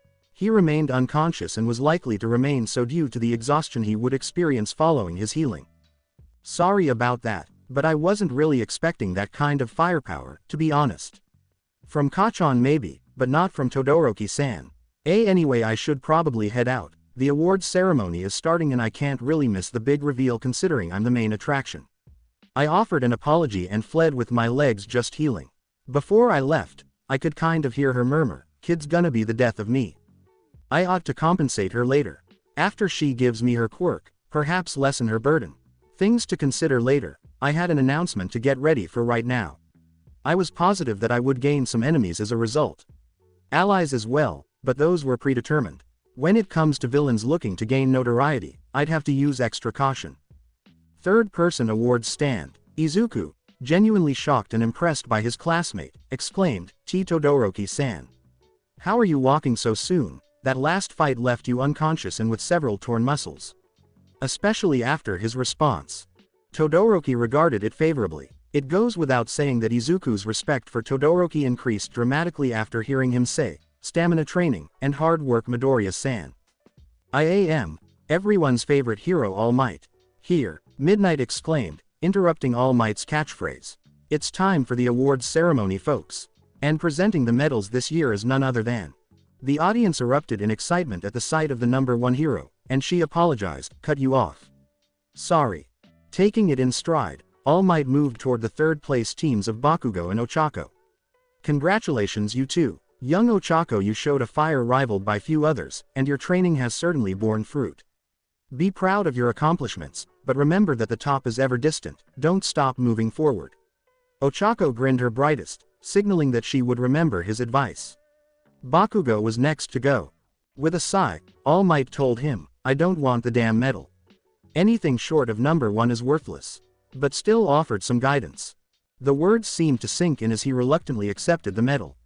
Young Bakugo, if nothing else, take this as a battle scar. It will push you to do better next time. Plus there's no shame in losing every once in a while, just remember to learn from failure and you'll surely improve. It was better to lose than to win something meaningless when his opponent gave it everything they had.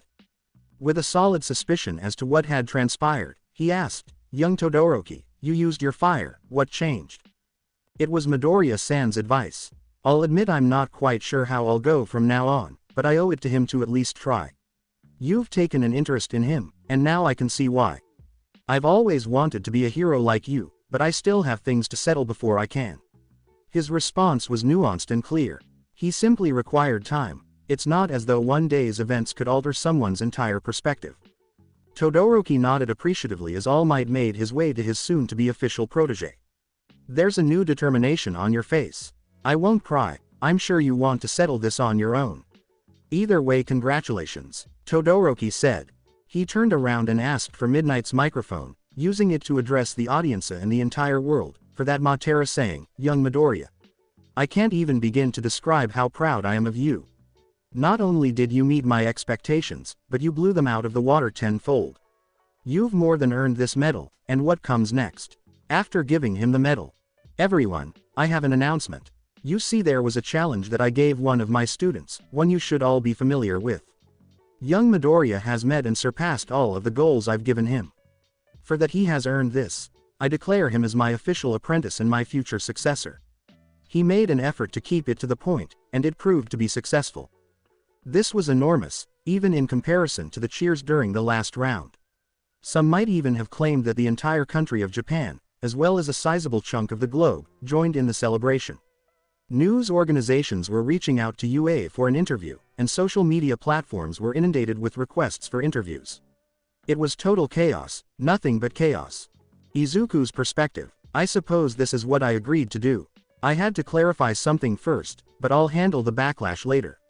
As I approached All Might, I spoke in his ear partly because I wanted it to remain a secret and partly because they had to hear each other over the loud din of the surrounding explosion. "All Might Sensei, we need to talk later. I didn't want to say anything earlier just in case, but now that the festival is over, this needs to be spread to the other teachers. Somebody infiltrated the second round to find me. They even managed to catch me by surprise and stab me." With a worried expression, I attempted to reassure him. "Don't worry about me, I'm fine. Just know that they had a shapeshifting quirk and were taking the form of Mukonmaru-san. I don't know what prerequisites her quirk has, but it would be best to try and find the original. Hopefully, he isn't hurt." A nod from All Might confirmed their strategy.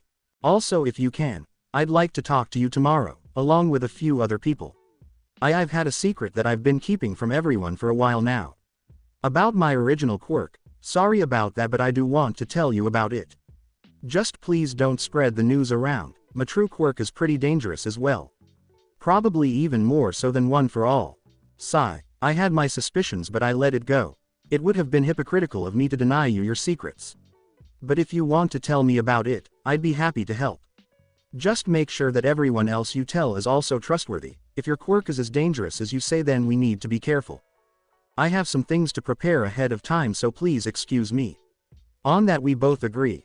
"Meet me at noon tomorrow at Dagoba Beach. We have the day off, so it would be best to get it over with. The others will come an hour later so that we can keep your true form safe." Hopefully, the manual had some assistance for me because my quirk wasn't something that could be easily proven. A few hours later, the household Midoriya Izuku POV. Mom concluded her statement about how proud she was of me for attending the sports festival by saying, "And I only fainted 3 times during the whole thing. Granted, one of them was from that kiss." Ochako-chan has grown quite bold. To be honest, fainting 3 times is a huge improvement. It felt good to be home after all the excitement at the tournament. We turned in early because we were both pretty tired and enjoyed some katsudon as a prize for winning. Both physically and emotionally, as a mother. I double-checked the game manual before turning in for the night. Imagine my astonishment upon discovering that an additional feature was accessible. "So you made up your mind to tell everyone now. I've got your back, kid, so don't worry. In case you haven't noticed, a new feature has been made available. The Friends feature is theoretically comparable to most role-playing games. It gives you some benefits that I'm sure you'll love and lets you invite people to join you in this little game called life." I did. Oh, boy did. It was an incredible feature that allowed everyone in the group to interact via thought-activated message boxes, no matter how far away they were. Moreover, it offered little bonuses based on the user's degree of relationship. To my astonishment and delight, It worked when I tried it out on Ochako, a distant subject. Uraraka Ochako has agreed to attend the celebration, -5% for damage from falls. I laugh at her excitement and describe the new features. Deku-kun, this is so cool. Did you just get this feature? Are you going to invite All Might Sensei and the girls? She exclaims, including her newly acquired visibility into her own statistics. Wow, I knew I was pretty strong but not this strong. Ochako Uraraka. Title: Infinity Girl. Objects can be lifted 5% more easily when using anti-gravity. Level: 35, 15 years old. Statistics: 150 HP, 300 SP, STR, 18, AGI, 25, Finish, 15, Int, 30, Whis, 35, Cha, 100. Her Cha stat was also entirely justified, at least in my humble opinion. Anyway, Deku-kun, my parents arrived for a surprise visit, so I have to get back to them. See you tomorrow, Deku-kun, she said. They really were fairly high stats for her level. She just accepted it, no questions asked. God, I love that woman. Well, now I have my proof. All I need to do is ask everyone who matters to send me a message so we can meet tomorrow. I just hope Shiozaki-san can handle the truth.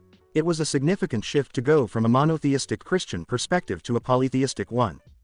Talking about the unknown, I really ought to research different magic systems.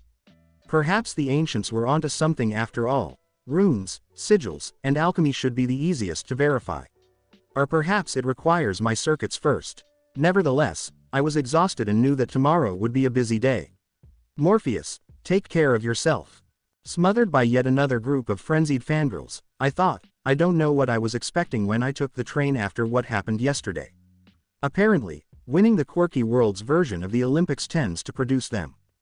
Good news.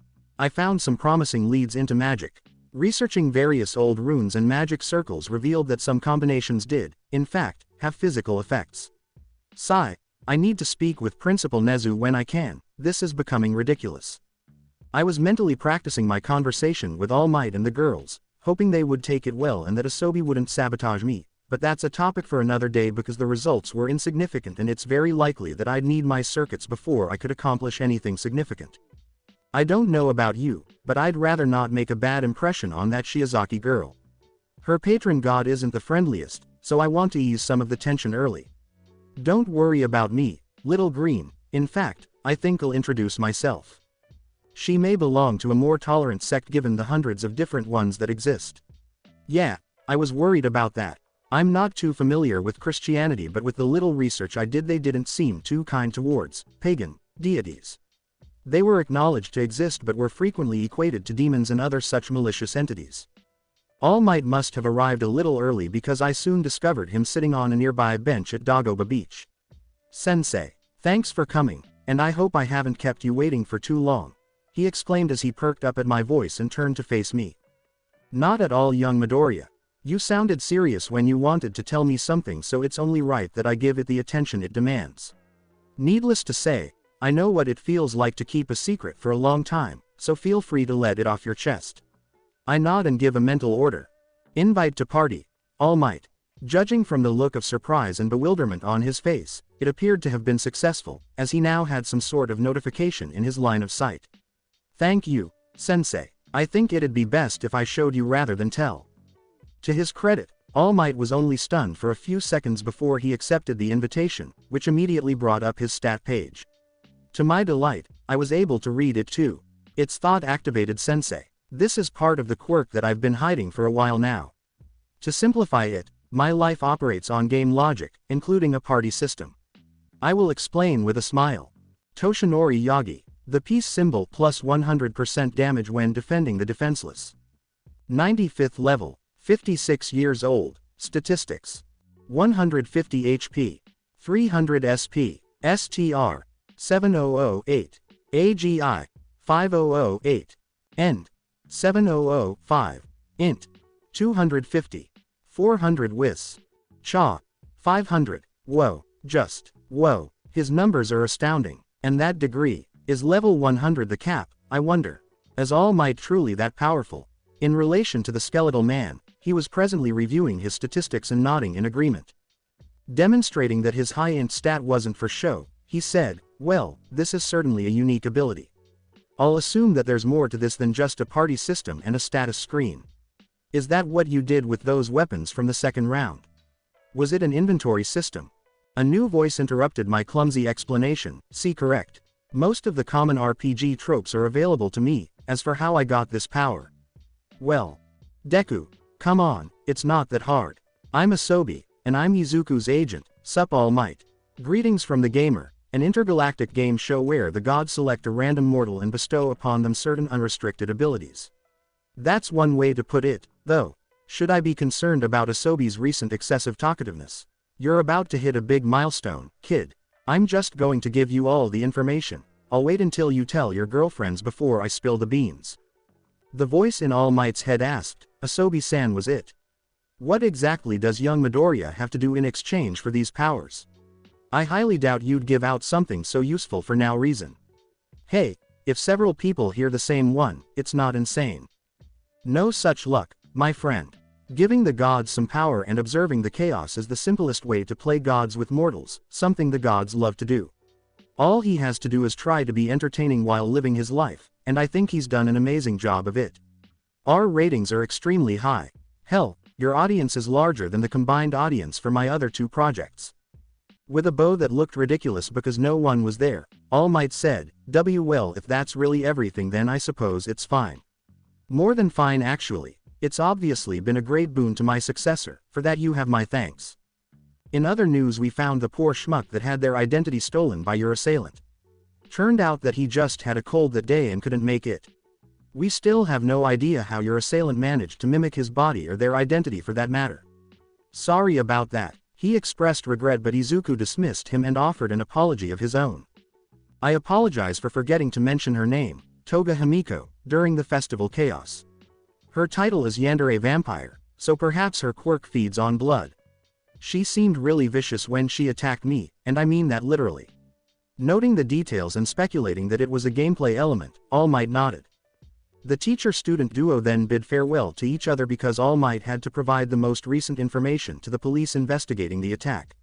In addition, they had been chatting for the past 20 minutes, and some of the girls were probably going to arrive early. In order to prevent others from seeing All Might's lowered stats, they also called off the party. 10 more minutes of waiting later, Momo and the other girls were in a limo. It seems that she decided to offer a lift to each and every one of them. Shiozaki was a little taken aback by the inadvertent display of wealth, but Ochako and Pony seemed to accept the rich girl's status already. She said, "Such opulence. Yet it was for a show of charity, so I can't really complain." But as soon as she saw me, her expression darkened. Ochako, on the other hand, thought that glomping me at full speed would be the best way to break the ice. I playfully remarked, "URK. Ochako-chan, I may be strong, but that doesn't mean you should catapult yourself at me like that." She merely scoffed, murmuring that I could probably tank a cannonball with perfect ease. Cough. Anyway, thank you all for coming here today. The reason for this is that I think you all deserve to know the truth about my quirk. It isn't healthy for me to keep a secret like this if we are going to make this work. Plus Shiozaki-san asked me for help on a related matter which I couldn't really ignore in good conscience. Damn those girls in school and my inability to deny them. Ochako already understood the arrangement, so she simply gave the others a deceptive smile, leading them to accept as well. I originally wanted to ease you into it, but my patron wanted to introduce himself, so. Party invite. Uraraka Ochako, Tsunotori Pony, Yaoyorozu Momo, Shiozaki Ibata. Just think the word yes and you'll be able to interact with the interface. Hey, it's nice to meet you. I'm the voice in Little Green's head. And yes, I am the patron deity of our little hero, before you ask Shiozuku-san. Kind of. Izuku's life has become a reality television game show for the amusement of the guys upstairs, to put it simply in one sentence. The girls didn't think highly of Asobi for saying something so utterly ridiculous. Pony and Momo almost fell over, Ochako appeared unsteady, and Shiozaki spoke in a beautiful voice. After about 20 minutes, they gave clarifications and assurances that they weren't always on camera. You know, this was not on my list of things to imagine when I came here. And why Izuku-kun specifically? Shiozaki managed to squeak out with a stoic expression. She could only put up with so much silliness in a single day, I suppose. The gods hold him and his other persona in high regard. Are you able to hold us responsible?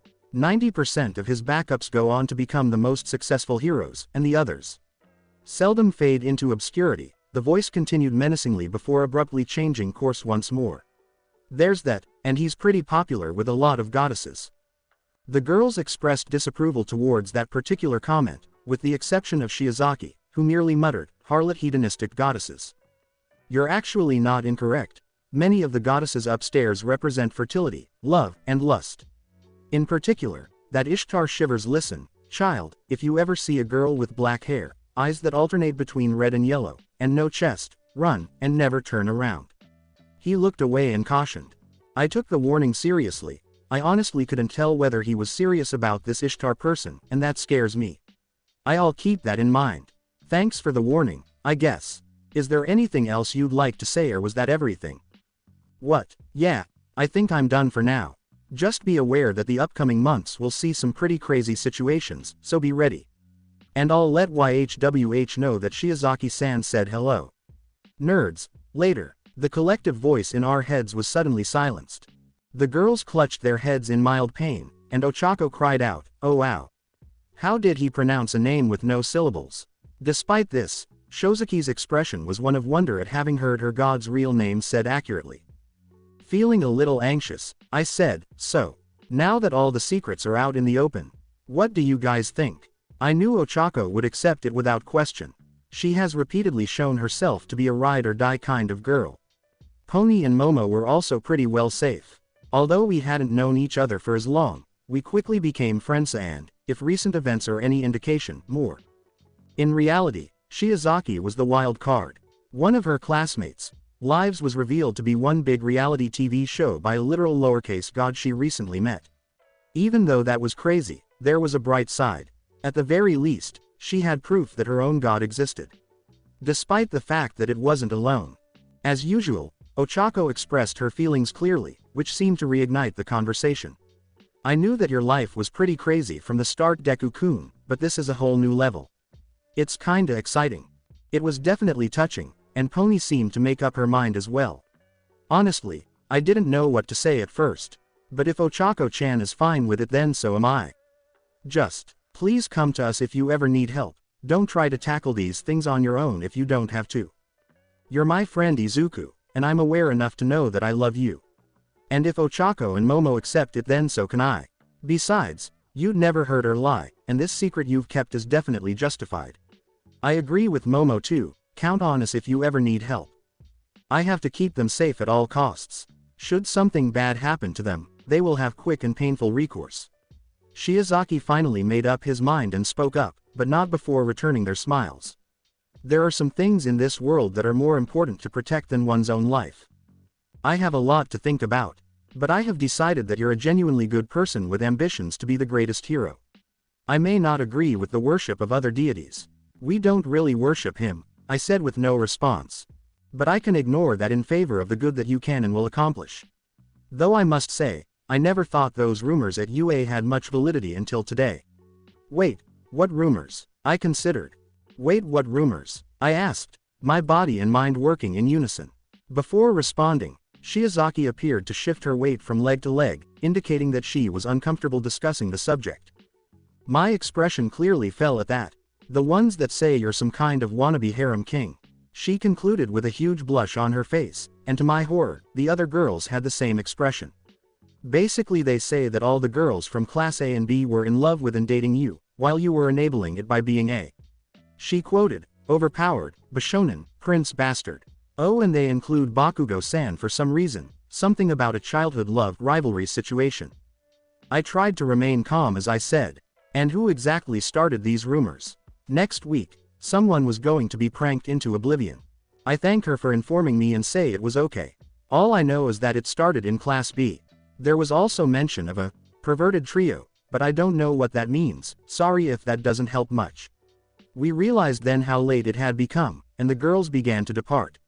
I suppose the time flew by because of deeply felt emotional moments. Shiozaki eventually left the party, saying she would give it some thought over the weekend and decide whether or not she wanted to join the official guild, as Pony dubbed it. It seems that her exposure to anime translated into her understanding of role-playing games.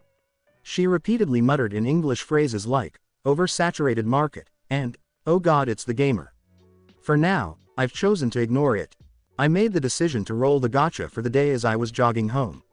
The outcomes were quite mediocre. I just received one bottle of generic sports drink and a few more simple gems. Better than nothing, one shrugs. I take a sip and simply enjoy the jog. The weight I used to carry seems to have disappeared. You better get ready, huh? I'll believe what you say. Asobi-san. Shiozaki plus Deku team stats. Ochako Uraraka. Title. Infinity Girl objects can be lifted 5% more easily when using anti-gravity. Level. 35. 15 years old. Statistics. 150 HP. 300 SP. STR. 18. AGI. 25. Finish. 15. Int. 30. Wis. 35. Cha. 100. Momo Yaoyorozu. The creator with creation, add 20% to INT. 42nd level, 15 years old, statistics. 150 horsepower, SP. 300. STR. 25. AGI. 30. Finish. 15. Int. 270. Wis. 80. Cha. 150. Tsunotori Pony. The cowgirl moving at a speed of plus 100% on 4 legs. Level. 35. 15 years old. 300 horsepower. SP. 600. STR. 30. 50 AGI. End. 30. Int. 20. Wis. 25. Cha. 110. Izuku Midoriya. The successor actions determine plus 100% reputation boost demerit. Level. 50. 15 years old. 3,500 horsepower. SP. 7,000. MP. Not present or absent. STR. 280. AGI. 400. Finish. 350. Int. 300. Wis. 80. Cha. 130. Abara Shiozaki. Strolling Eden plus 20% disease resistance. 40th level. 15 years old. 400 horsepower. SP. 800. STR. 12. AGI. 30. Fin. 40. Int. 15. 30 Wis. Cha. 105. I made the decision to continue my studies in magic after yesterday's revelation. I needed as much power as possible if the monster from the USJ was a tutorial boss. Furthermore, the magic I have discovered thus far hasn't been entirely pointless. The Yuru's rune, for instance, offered the most evident advantage. My healing rate went up precisely 1 point per minute the instant I used a marker to write the rune on my body, seemingly pointless until you understand that every rune contributed to that. Naturally, I couldn't just smear runes all over my body that would draw a lot of unwanted attention, and not in a positive way. Rather, I learned a simple yet useful trick. The caliber of the medium determined the caliber of the rune. My analysis revealed that the black marker ink created an F-class rune. That rank was somewhat elevated by high-quality pen ink, receiving A+. I then attempted to use my own blood, recalling small details from the different websites I visited for research about how blood was a magical conductor. To my amazement, it elevated the rune's rank to a whopping C. Even though it was still only a 30 per minute increase, it was still something. My regeneration rate was effectively doubled as I was able to draw 2 of these runes on each of my limbs and 4 more on my chest, resulting in a respectable 360 horsepower per minute. Speaking of statistics, my own have changed somewhat since I last looked at them. The changes were primarily aesthetic but were nonetheless intriguing, especially after reading the subtext. Best wishes. Your insert stat here has been elevated above human standards. While this may not seem like much in a world full of oddities, what makes you different is that you accomplished it on your own. Naturally, with a little assistance from gamer physics. Every statistic I saw had a letter next to it, and based on what I could see, every 100 points translated into a letter grade. This gave me the following results. Izuku Midoriya. The successor actions determine plus 100% reputation boost demerit. Level. 50. 15 years old. 3,500 horsepower. SP. 7,000. MP. Not present or absent. STR. 280 C-. 400 BAGI. Finish. 350C+. Int. 300C. Wis. 80E.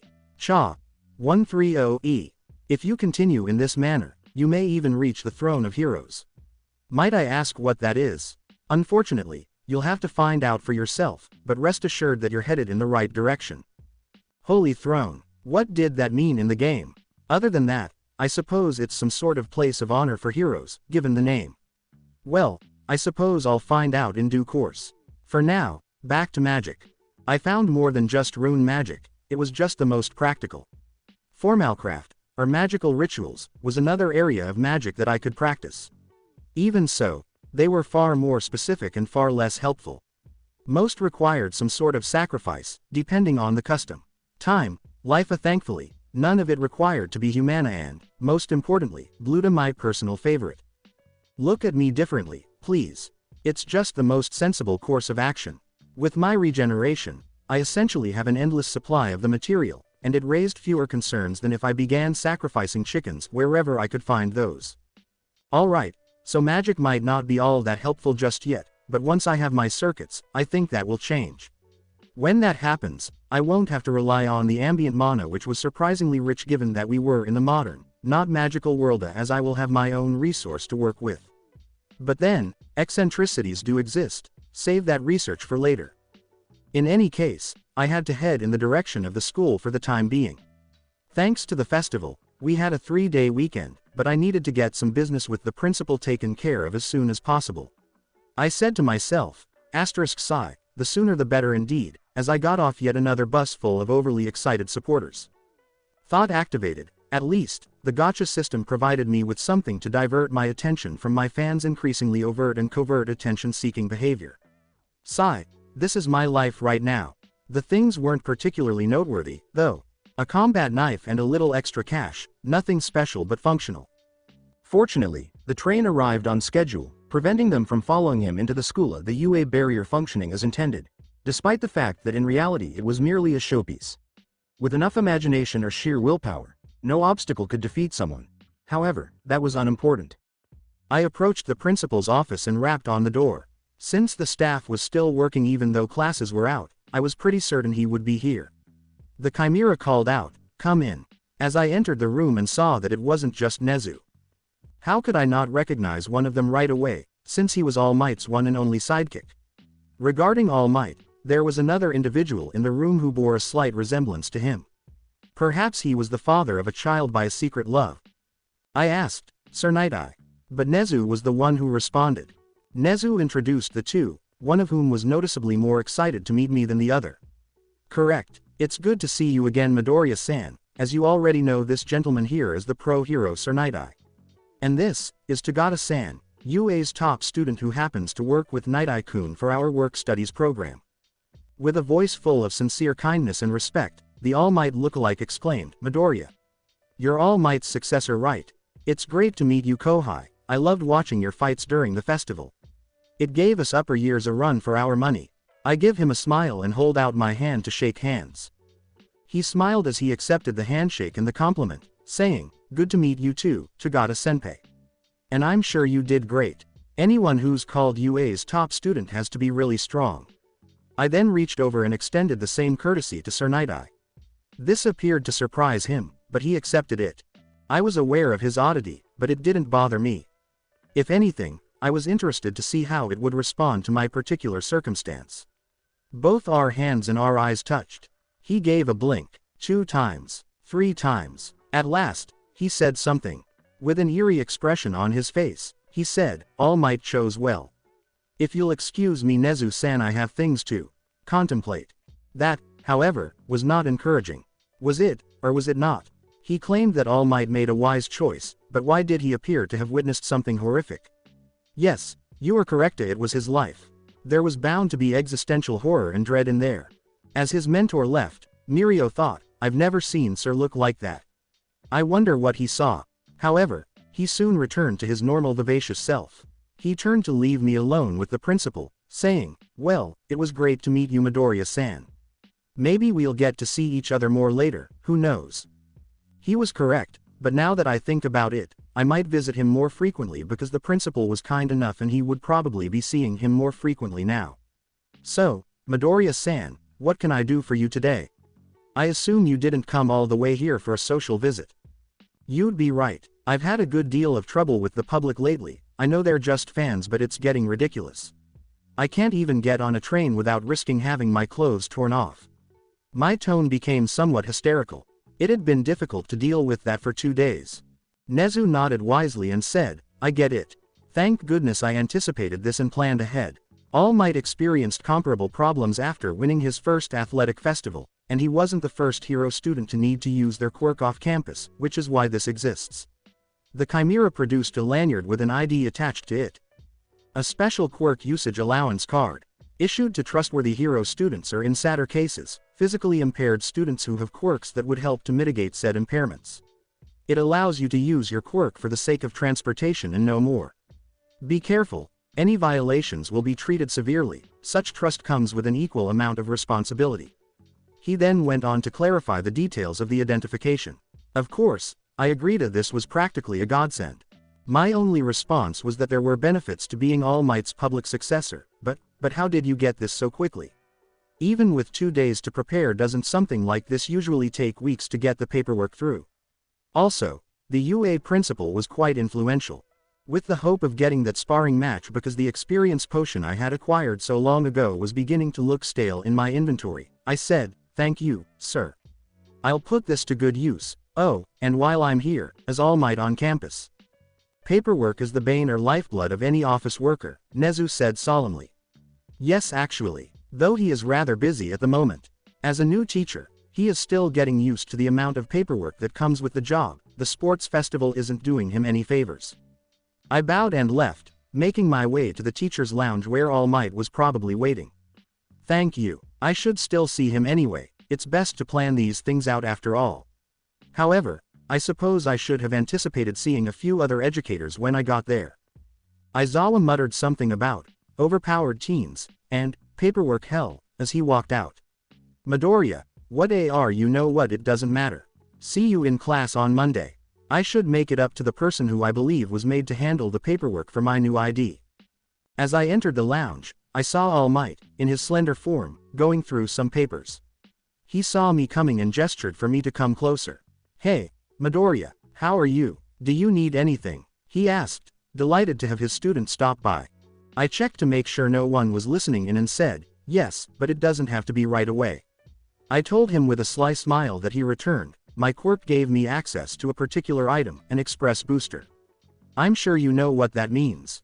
Of course, it would be nice to see how far you've come in the short month you've been in UA. Next week we'll be passing out internship offers to the students, one of which is from my own agency. Bravo. Normally they couldn't do this because All Might never hires interns and it would have drawn unnecessary attention if they had done it suddenly. However, since he was his official successor, it could have been easily passed off as training. The fact that we could only train for 3 hours a day was the only significant problem. And if you're wondering what we'll be doing for the rest of the day once my time limit expires, well, nobody ever said you couldn't intern with multiple heroes. That new quirk usage ID will help with that, I'm sure. Yes, it most certainly would. Though I'll probably stick to offers near Musudafua 3 hours with All Might, followed by an hour or 2 of running, and the remainder of the day with another professional athlete. I would be worn out, but that's a good thing because it will motivate me to work on my stagnating end and AGI stat. I waved goodbye, wanting to show off my odd movement a little. Thank you, All Might Sensei. I appreciate it. Just so you know, I've trained myself with some martial arts, so look out for that. I hope you get some rest soon. Later. Will the others be at the beach, perhaps? I quickly texted my class. Kachan, Tokage, and Kendo are the only members of Class B whose phone numbers I have. That said, pulling out my phone. Who wants to go to the beach for their days off? Followed immediately by a link to the location. The majority refuted it, citing other commitments, family duties, etc. Only once did Kachan swear at me before telling me no. He is therefore generally in a good mood. There was nothing else for Momo, Pony, and Ochako to do. It made sense, I suppose, since they were all single. Shiozaki, Komori, and Tsuyu were also intrigued. Yanagi was there already. Yes, she did mention that it was her favorite place to surf. The presidents of Class B also accepted the invitations and even sent them on to the other students in their class. Even so, Kaminari, Mineta, Jiro, Monoma, and Hagakure were among the few who desired to attend. I was personally invested in 2 of them. A perverted trio was mentioned by Shiozaki, and Kaminari and Mineta were the main suspects, based on what I could recall from the school. And the others are going to suffer if I manage to identify even one of them. My peculiarity was now useful, and it only took me a few minutes to get to Dagoba Beach, whereas a train would have taken at least 30 minutes, if not longer. Yanagi was surprised when I waved to her as soon as I saw her surfing in the distance. Sincerely, I never imagined that she would find this kind of thing appealing. That just goes to show that I need to spend more time getting to know my students. She attempted to wave back, but it appeared to knock her off balance. Anticipating a rather painful tumble into the adjacent rocks, I hurried to catch up with her just in time. Be careful, that almost ended poorly. Sorry for distracting you like that. Although she appeared to take it well, I had some responsibility for her falling. She posed a legitimate query, saying, "Not that I'm not thankful, Midoriya-san, but won't you get in trouble for using your quirk like that?" I seated us at the adjacent pavilion and described the peculiar usage ID. We simply had a brief conversation for a few minutes after that. She was wearing a simple one-piece swimsuit with black outlines that I also happened to notice. We chatted away until we saw a familiar limo pull up to the beach's designated parking area. I responded to Yanagi's question without asking about the limo, saying, "That should be Momo-chan and the rest of the girls. Possibly Shiozaki-san too, let's go meet them." For an instant, she appeared taken aback, but she accepted it. Yanagi was always one of our class's more composed students. As it happens, I was correct, all the girls were present, even Shiozaki, who was still conspicuously gazing at the limousine she had just climbed out of. "Is there a mini fridge inside?" "Nice. It occurs to me that Momo was one of my girlfriends, plural." It was still strange to consider. How fortunate can a guy get? A few seconds later, the fast-moving projectile known as Ochako slammed into me and said, "Deku-kun. Good morning. I guess I'm pretty lucky," I thought to myself as my first girlfriend encircled me. Though Yanagi staring at us made things a little awkward. "Oh, don't mind me, I don't wish to interrupt you." 5. Yanagi asked, getting a squeak from Shiozaki and 4 head shakes in response. She corrected herself. 4. My apologies, I suppose the rumors are only partially accurate." I let out a small groan. Regarding those rumors, it was at that precise moment that 2 of my main suspects made their appearance.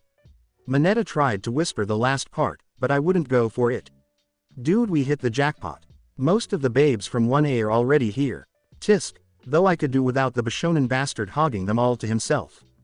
Before Kaminari could try to flee, I caught him by the shirt. It seemed like he noticed how I was approaching them. I put it in a question mark, but my tone suggested it was anything but. "Hello you two. Do you mind if I have a word with you?" "Don't worry, it should only take a few minutes. Let's walk over to those rocks over there for some privacy." Their pale faces only served to accentuate their guilt. Ochako's perspective, not so secretly hoping to see what my fellow girls had chosen for their swimsuit selections, I exclaimed, "There he goes. It'll probably take a while for Deku-kun to hammer in his points, so we should all get changed into our swimsuits." I anticipated fierce competition because Yaomomo would be there. Although it wasn't very expensive, my swimsuit fit me fairly well. A simple cream bikini bottom with semicircular patterning on the top. To be honest, I wasn't entirely self-conscious about it. Even so, I was somewhat relieved to see Momo's decision. Even though it was a plain red bikini, her attractiveness was unaffected in the slightest. Oh my gosh, and her superhero outfit, in my opinion, made them appear larger. Of course, I wasn't jealous at all. Anyway, on to the others. Pony looked great in a one-piece swimsuit. It was dark orange and fit her body almost perfectly. Shiozaki wore a simple sundress in mint green. It seems that her vine hair did not fare well in the saltwater, so she was content to spend the day lounging in the sun. Did that feed her, really? Does photosynthesis occur in her hair? Quirks are weird. Deku was right, the girl who could defy gravity thought to herself. An animated voice said, "Hey everyone. I'm not late, am I?" From behind us. I first noticed nothing when I turned to look back, but after a little more searching, I discovered a floating bikini. The clothes floated up and jiggled, "Over here." Oh, right, hello. I probably should have said, "Hello Hagakure-san." Nice to see you made it. When I said that, speak of the devil, the two presidents of 1B walked out of a nearby bus and instantly caught her attention. The only other people here are Deku-kun, Mineta-san, and Kaminari-san. The others should be here soon though. Waving the entire time, Tokage asked, "Oh, Hagakure-chan beat us to it. We miss anything?" Kendo followed suit, although she appeared a little annoyed by her friend's vivacious nature. "And where's the boy wonder? He was the one to invite us back out here." Izuku's perspective, I said, holding Mineta and Kaminari's lifeless bodies in my arms, "over here." "Sorry about that, I just had to explain a few things to the comedic duo here." He played off their unconsciousness, saying, "They got a sudden case of drowsiness and passed out. I'd just leave them here to rest. Nice swimsuits by the way. Though I doubt that any of us were overly concerned for the two troublemakers of 1B. When I talked them down and promised not to tell Kachan about their rumors if they stopped right away, they said they'd be okay but passed out from what I could only assume was fear. If not, they saw us at the tournament and knew exactly what would happen." A gasp came from my left, and I looked to see Monoma standing there, staring at the two people in my arms with her wide eyes.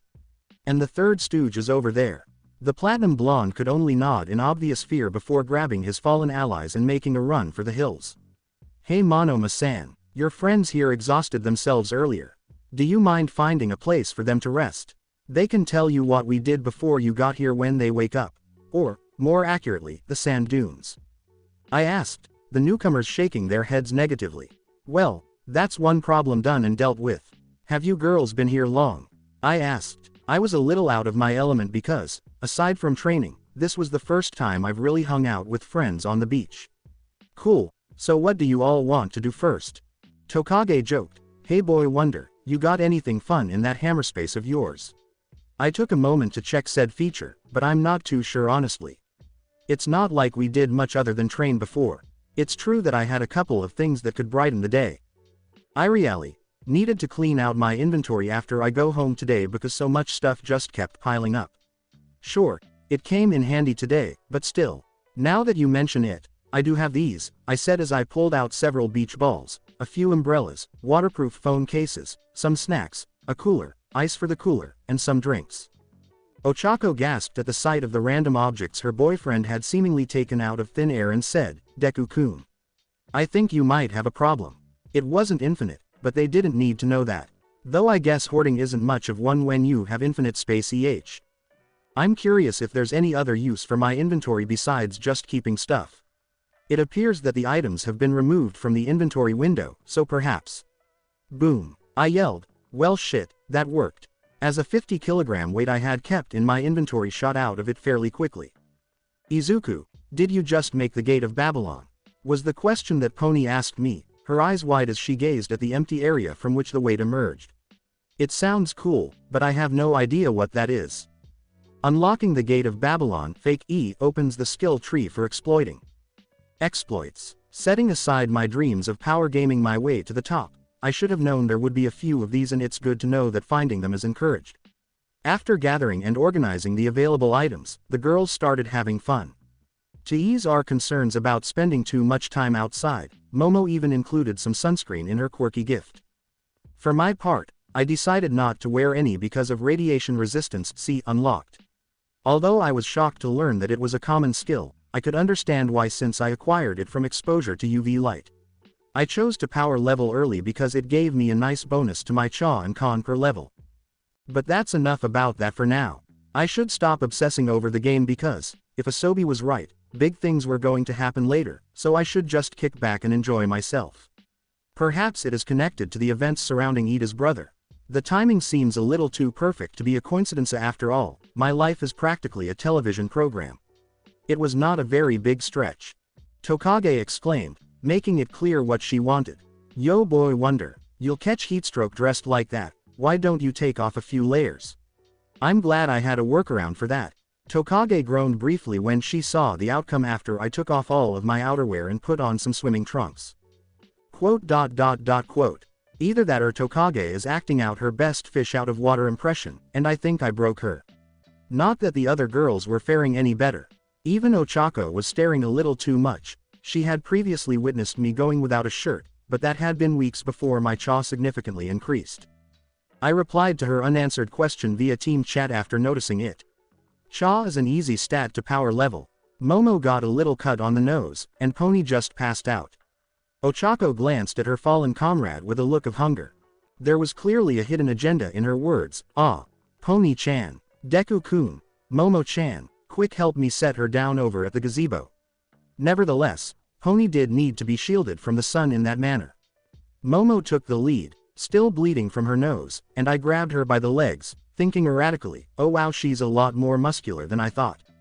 Are you okay, Momo-chan? She asked, giving me a thumbs up and never taking her eyes off my chest to indicate that she would be alright. Am I really that attractive? Although she has a higher Cha score than I do, they are all incredibly attractive, so even if I'm only a tenth of their beauty, still. Putting those thoughts aside, Pony began to awaken before we even arrived at the gazebo.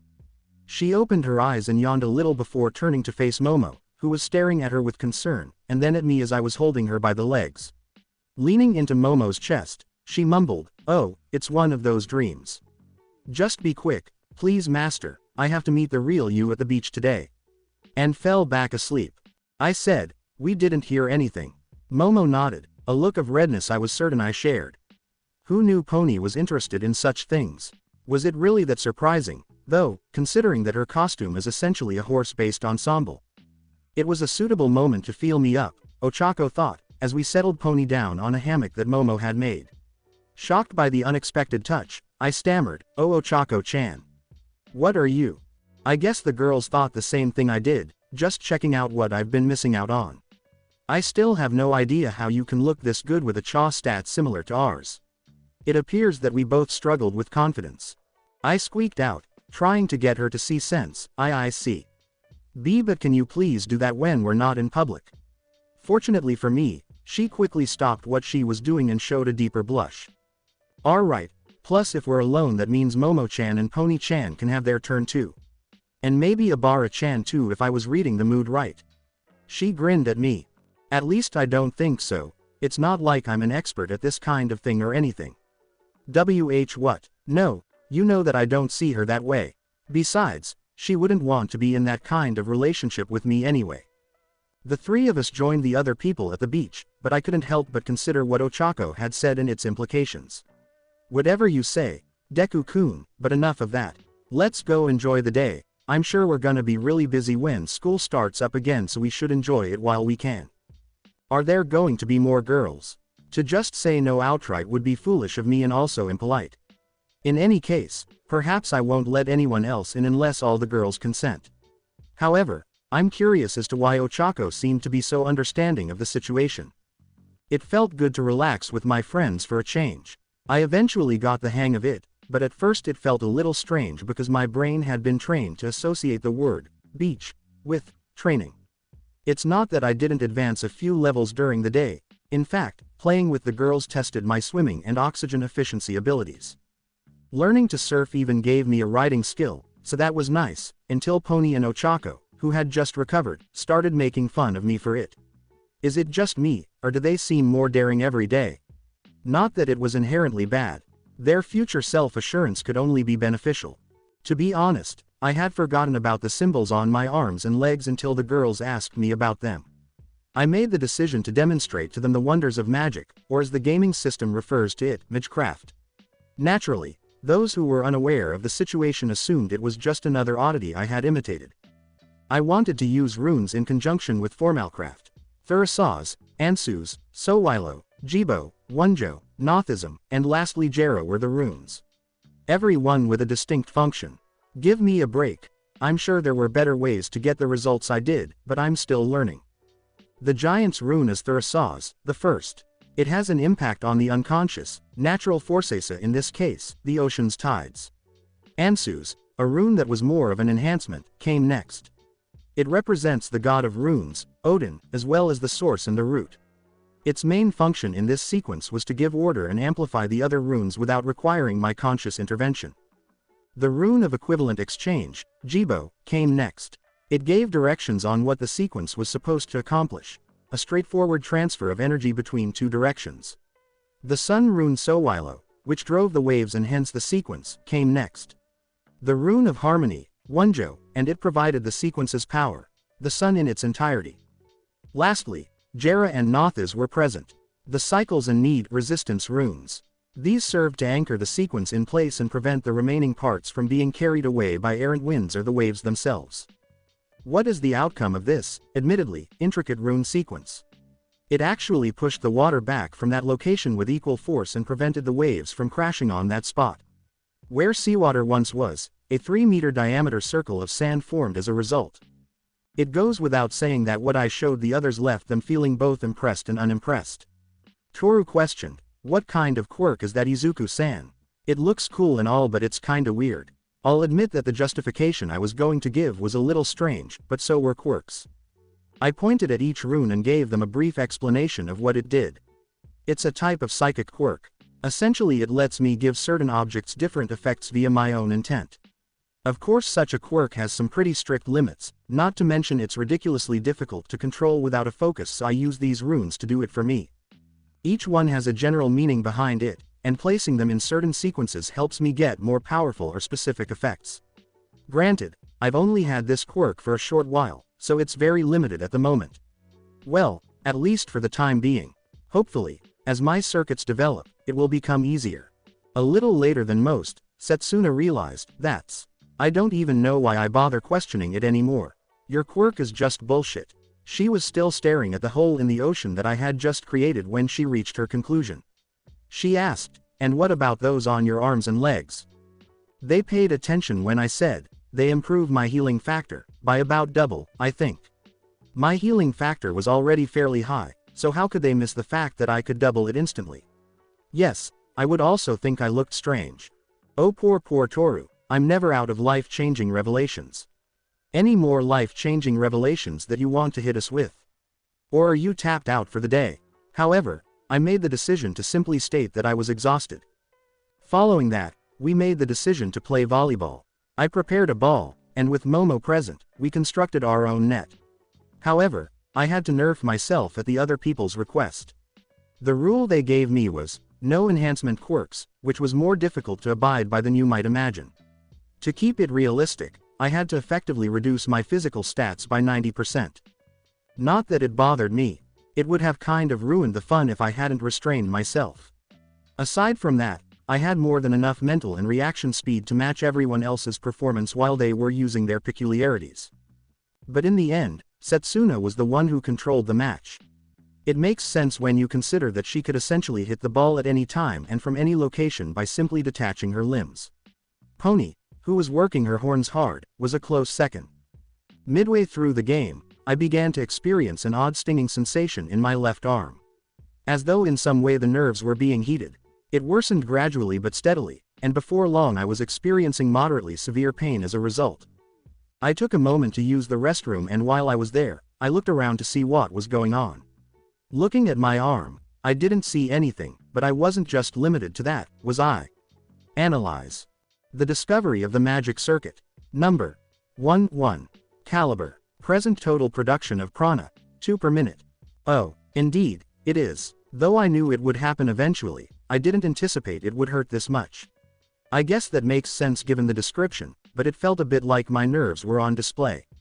Will it go away when they grow to their full potential? Although the pain wasn't too severe, it was a little bothersome. I suppose I'll just have to do some research on my own. I guess those question marks will also have to wait. Perhaps the following week. In any case, I've been in the bathroom far too long. It's best to leave before the others start to worry. As I emerged from the bathroom, I noticed something strange, albeit not an unpleasant one. For whatever reason, Midnight had shown up. Based on her carefree attire and playful grin, she was most likely granted the day off. She finally noticed me and smiled, saying, "Oh, well, if it isn't our very own Small Might. God, I hope that nickname doesn't stick. I was given the day off for all the hard work I did in the sports festival. Lucky me, huh? Well done." Her cheerful smile soon transformed into a playful one, and I felt sick to my stomach because I knew what was probably going to happen. She said the last sentence casually, sincerely appreciative of the cleanup work, and imagine my surprise when I see a good number of my students enjoying themselves at my new favorite beach. Thanks for that, by the way. That was short-lived, though, as she kept teasing. And here you are. The only man in sight entertaining all these girls. Is there something you all should be telling me? I can't help but feel a little concerned about my students' health. Champion or not, one man can only do so much, she concluded in a sultry voice. It makes sense that she would take that path. Even now, she's muttering things like, youth, and stamina, which makes me shudder. The teasing made the girls all flush, but Ochako recovered fast. She said, her expression distant, oh, you don't have to worry about that, Midnight Sensei. Most people don't know this, but Deku-kun has stamina for days. Literally. The effects were undeniably real, even though I was unable to determine whether she was acting intentionally. Midnight's eyes widened and her sandals slid a little on the sand, giving the impression that she had tripped over nothing. The responses from the remaining girls were much more apparent. Pony and Shiozaki simply passed out, and if my eyes weren't deceiving me, tiny streams of blood were coming out of their noses. Setsuna reacted similarly, but with that sly smile on her face, I knew that her thoughts were much more. Kendo's eyes widened to the point where I was worried that her quirk might have evolved. Visual. Speaking of graphic, the hero who was over 18 recovered from Ochako's counterattack just as quickly and responded in kind. She shot back, licking her lips and managing to say all of that while maintaining a straight face. Era, speaking from experience, are we? Then that's definitely something I need to see for myself. How else am I supposed to educate my young charges?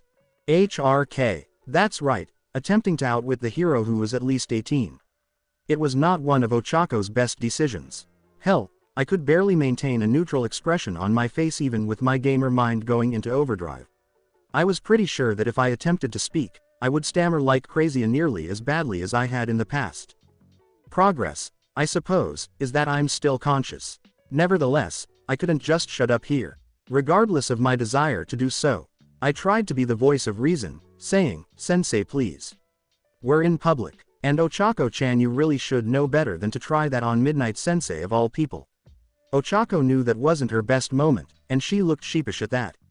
On the other hand, Midnight warned, narrowing my eyes a little, too true, Midoriya-kun. In that case, we'll continue this when I see you next in class. Heads up, we have a special class on hero informatics coming up, so study up.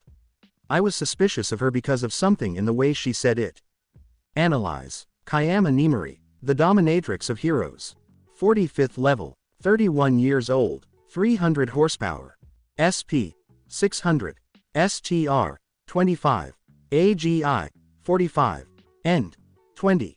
INT, 30. WIS, 25. CHA, 190 out of 250. Tempting, cunning, and amusement are surface emotions. Alright, that was a little too much details.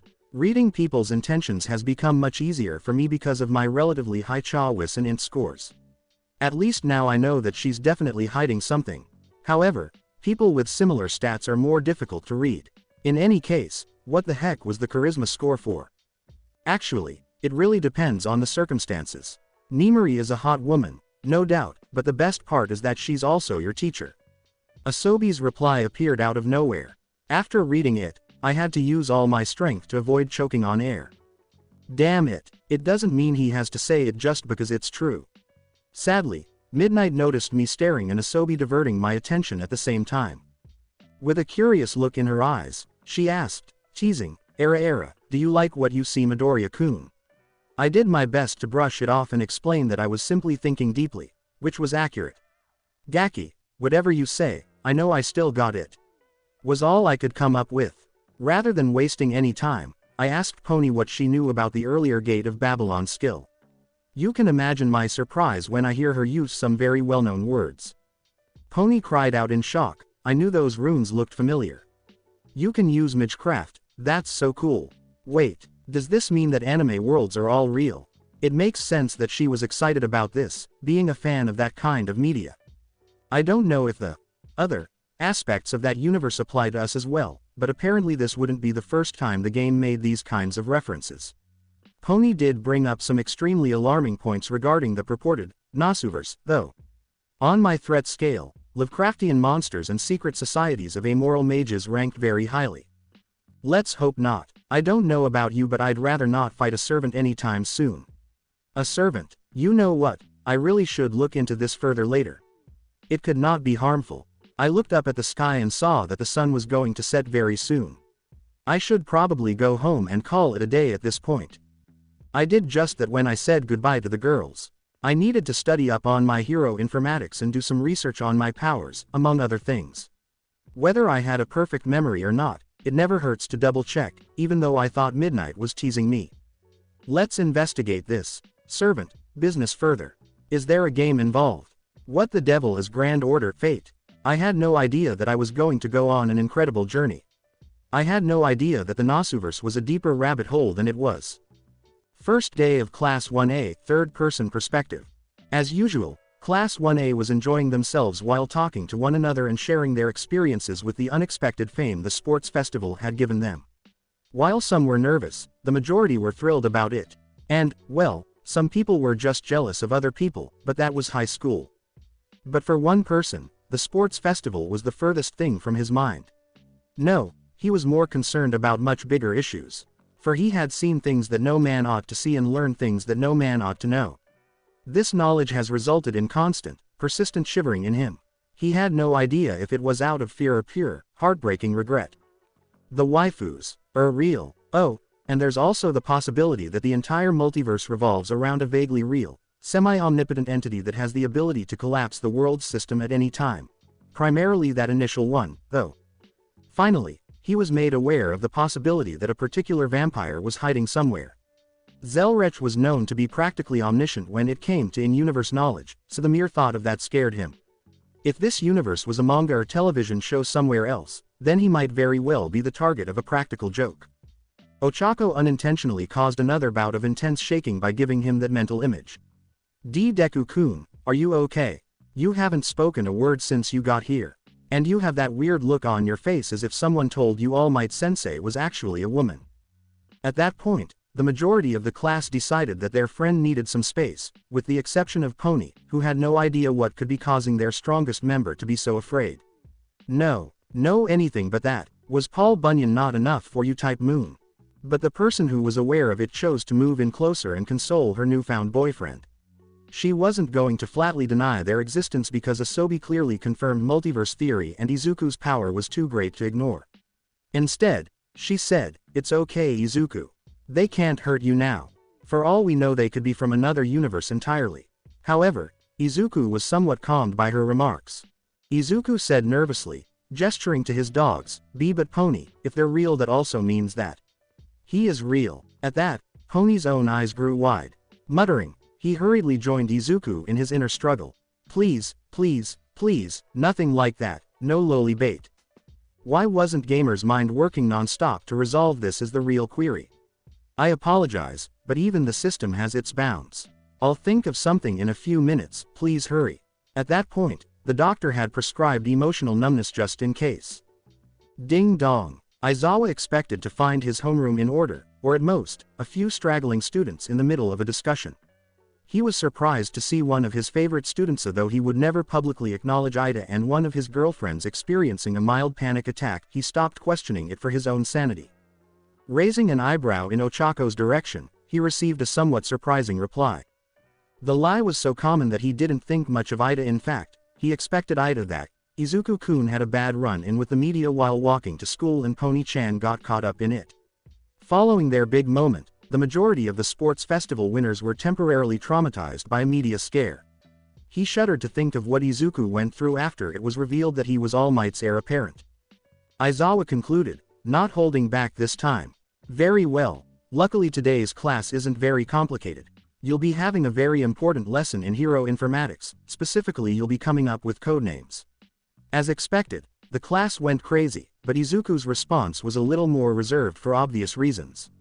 Aizawa's quirky outburst of brevity brought his class up to speed. Joy shone through the class. Aizawa couldn't have that, could he? But before that, I'll be showing you the results for the pro draft picks that I told you about the other day. With these you'll be able to pick and choose which heroes you want to intern with over the next week. He burst their proverbial bubble before it got too big, causing some resentment from the less mature students in the class. However, keep in mind that these offers can change on the fly, depending on the whims of the pros, so don't rest on your laurels or you'll regret it. Besides, these offers are usually reserved for students in their second or third year, so count yourself lucky to have any at all. Typically, there is a greater spread. However, the most attention was taken by our top two. The offers have been stretched pretty thin because of that, along with one particular student from Class B, Aizawa said, gesturing to the bar graph on the board that showed the following. Midoriya, 9,001. 6,150 Todoroki. 956 Uraraka. Yaoyorozu, 500. Ida, 200. Ashido, 150. Pony, 100. Shiozaki, 89. Manga, 20. Kodai, 15. Look at Midoriya Sans, holy sh*t. More than 9,000 of them. When Awase saw the first number, he couldn't help but yell out. This was, to be honest, rather insane, especially for those who knew that Japan only had, give or take, about 8,000 heroes, meaning that a good chunk of those were probably from foreign heroes. Todoroki-kun has more than 6,000, but he hardly even comes close to matching. As usual, Tsuyu spoke bluntly, I guess it makes sense. One is the successor of All Might himself, and the other is the son of the number 2 hero, Hiro. Not that she was incorrect, but her statement didn't provide the whole picture. Uraraka-chan herself almost reached the 1K mark. Perhaps Bakugo-san's ostentatious eccentricity took center stage, but why did I receive so many offers? In the last round, I hardly did anything, Shiozaki inquired. You performed admirably in the paintball match. The majority of people were seriously threatened by those vines. Though I'm not sure why I'm up there, Momo reassured her, I'm willing to bet that one of those offers is from Kamui Woods, it would make the most sense. I was taken out in the same amount of time as you. A fucking railgun, and, injured Izuku, was the unanimous response that reverberated throughout the room. Hell, even Aizawa joined in on that one, recalling the somewhat disfiguring sight of Izuku's one-armed form during the festival. That kind of power, versatility, and quick thinking could not be missed. Blushing from the attention, Momo made the calculated decision to withdraw, while the two quietest members of 1A wondered how they had also received some offers.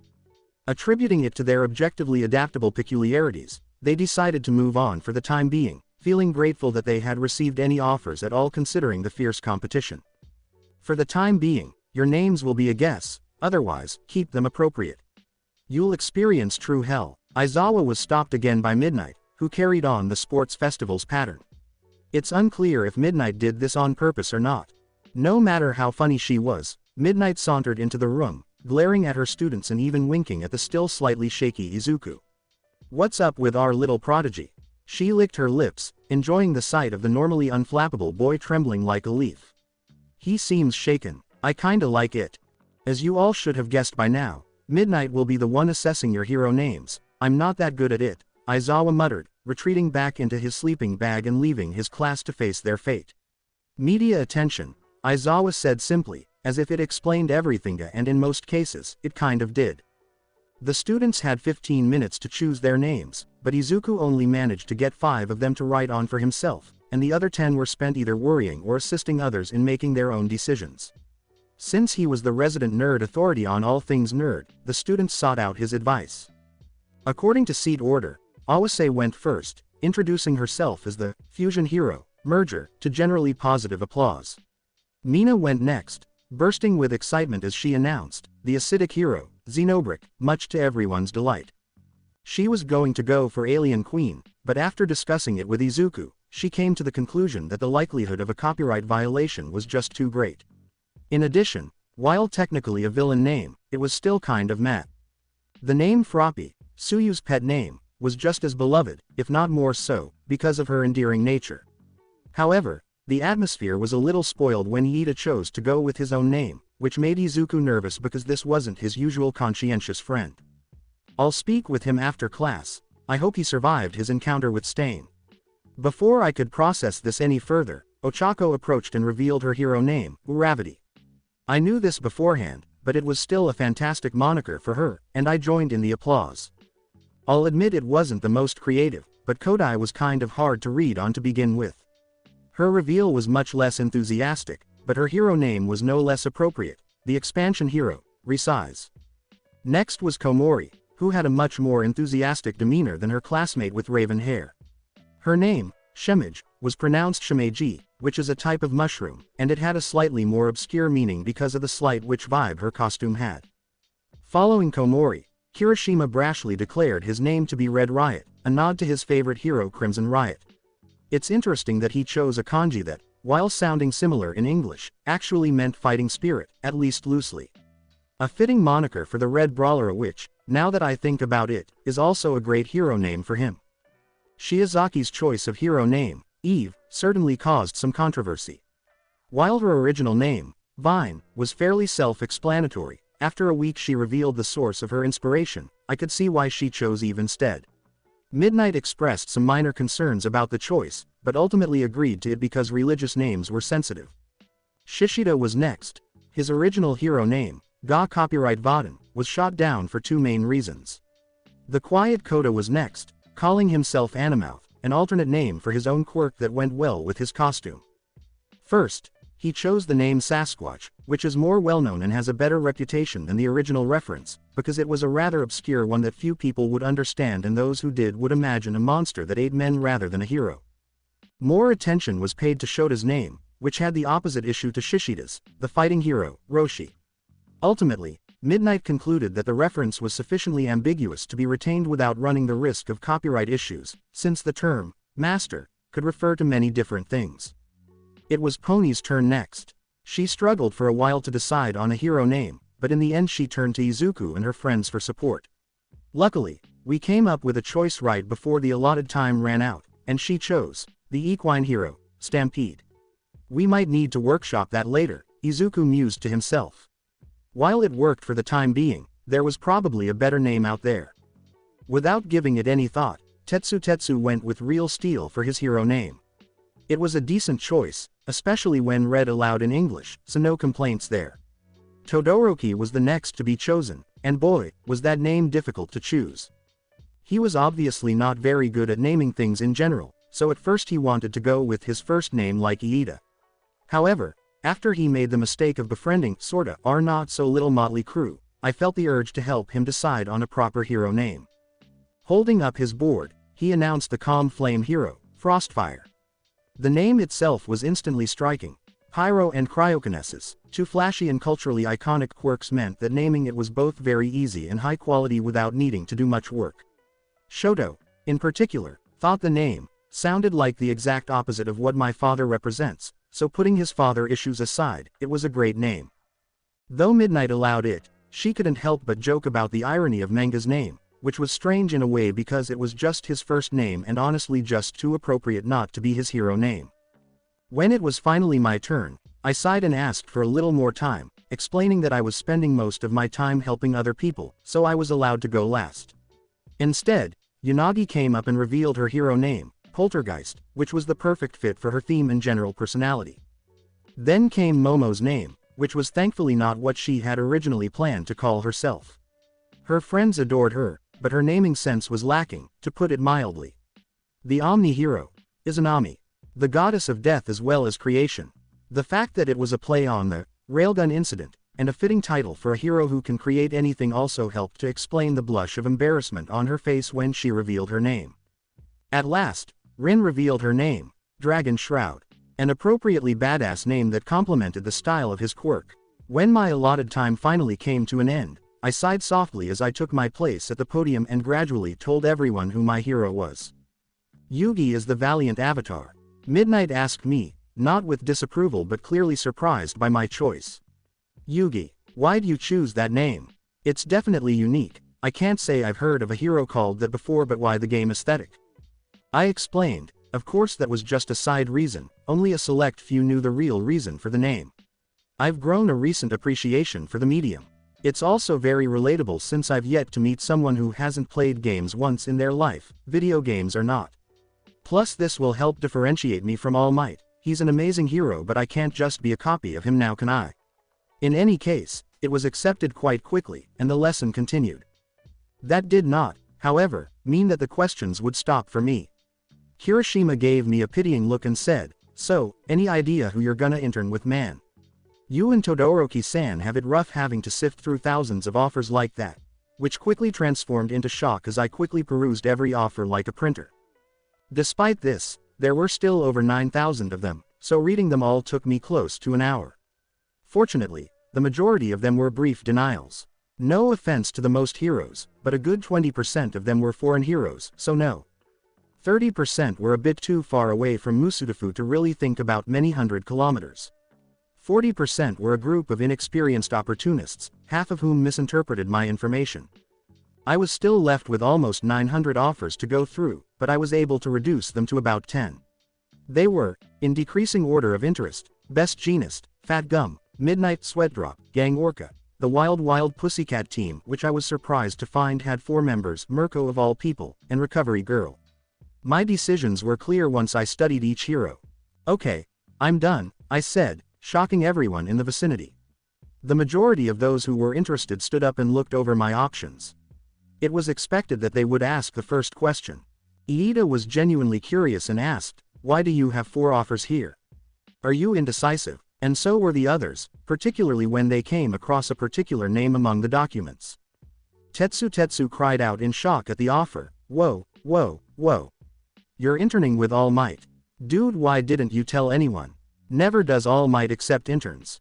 However, upon further reflection, it seemed reasonable that Izuku came first. Sorry, it honestly slipped my mind. Anyway, it's not a full internship. All Might Sensei is a busy man, so I'll only be able to intern with him for about 3 hours a day. After that I'll be bouncing back and forth between 3 more heroes, hence the 4 offers. I clarified as I pointed to my options. Every Power, Midnight, Girl in Recovery, Mirko. Shota questioned the viability of my final decision, saying, I get why you chose the first 3 since they all operate here in Musudafu, but why Mirko? She works all the way out in Tokyo. That's what I initially thought as well, but then I realized something crucial. I explained nonchalantly, not really caring to notice the wide-eyed looks I was getting. Tokyo is only about 20 kilometers away. If I keep myself to subsonic speeds, I could reach the city in a little under a minute. Even less if I go full speed, but that might cause collateral damage from the sonic booms. To be fair, though, they were only able to talk to each other for a few seconds before realizing who they were. In addition, Hosu City was even closer to Tokyo than Musudafu. As for the reason, her fighting style works well with my quirk, speed-focused, with a focus on quick and decisive kicks. I already know boxing, so this is the next logical style to learn, with my Jeet Kune Do filling in the blanks. Aside from this is the first internship offer she's ever given out. Call me curious. The same city that Stain and, ironically, Iida were probably headed to. Yes, I knew pretty well what he was going to do. I went over to see how the girls were doing, wondering what they were selecting. I asked them, "What about you girls? Got any good offers?" They were still on their roughly 50th offer, and they lacked my ability to sort through them quickly like I did. They gave me the cutest puppy dog eyes, and I gave in an offer to assist her. I was surprised to find that Ochako had an offer from a certain corny hero as well as a few others that were noteworthy, so that immediately focused my search. I gave them the offers, not so subtly pushing All Might's offer to Ochako first. Here's the top 10 options based on each of your strengths, weaknesses, their distance from Musudafu, and possible team-up opportunities. I know it sounds a little self-serving, but it's an offer from the world's greatest hero, and it would look strange if she didn't choose that. Pony was the first to respond to their offers, and she appeared to be the most shocked. She was thrilled about the opportunity to collaborate with such a successful hero, especially since they both shared the animal theme. The pro hero Gang Orca. So cool, he's one of my favorites and a member of the top 10. She exclaimed. The Wild Pussycat group made offers to her as well, but it was difficult to turn down the honor of being a top 10 hero. Momo looked at her options next, her enthusiasm much more restrained. Yoroi Musha, an interesting choice. I suppose his weapons mastery would work well with my quirk, though I may choose Edge Shot instead. His specialization in shinobi-based weapons might be better for me. Or maybe Snipe Sensei. Learning to properly use firearms would be an invaluable skill for me. Oh god, she remembered my old ways of muttering. It's at least mostly understandable, unlike my own disorganized blurbs. Shiozaki took advantage of the opportunity to review her offers while she was in the middle of it. Her responses were fairly predictable, and she made her decision about which one was best right away. Izuku-kun, you've sped up the selection process. I'm grateful that Kamui Woods seems like my best option. His quirk complements mine so well. She bowed as I turned to face Ochako, who had just finished sorting through her offers. There were definitely benefits to having some of the greatest heroes as your teachers, especially when some of them just so happened to specialize in similar fields as you. I think you got the right idea by sticking with UA teachers Deku-kun. I wonder why Midnight Sensei asked for both of us, but 13 Sensei and All Might strike a great balance between combat and rescue training. It really wasn't a problem. Add in a few runes and we wouldn't even have to worry about the problems with friction or exposure. Would you like a fourth hero too? Or would you prefer to stick with heroes based in UA? I asked. Travel isn't a problem. By the way, as long as your hero isn't based too far away, I could take you to and from them. Quote. Do you just want an excuse to carry me in a bridal style? She asked, using her well-honed deadpan expression, which I contributed my own. I wasn't going to say yes or no to that.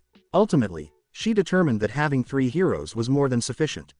She trained for 3 hours with All Might and then for the other 2 for 6 more, getting 9 hours of sleep in total. Along with the boys who spoke more, Rin teased, "Smooth boy wonder." Real smooth. I was called out like that, and even Komori and Mina joined in on the fun, which made my face a little pink. Ochako went on, "You should know by now that you don't need something this complicated. Just ask, okay, joke." She threw herself at me and I instinctively saw her go, leaving us in the bridal style carry I mentioned earlier. This instantly doubles the girls' squeals and silences the now envious guys. She was right when she said, "You're getting good at this." I didn't even feel you budge from that.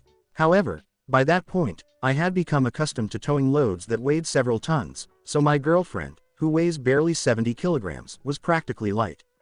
Aizawa stopped us with a deadpan voice and stare that said, "If you two are quite done." We followed his instructions, not wanting to irritate him anymore. Since most of your offers are in UA, it would be logical to start them now. Go to the teacher's lounge and stop wasting our time. After a short while, teacher's lounge. As we walked into the rather large room, we saw that 4 of our teachers were lounging around while their students considered their options.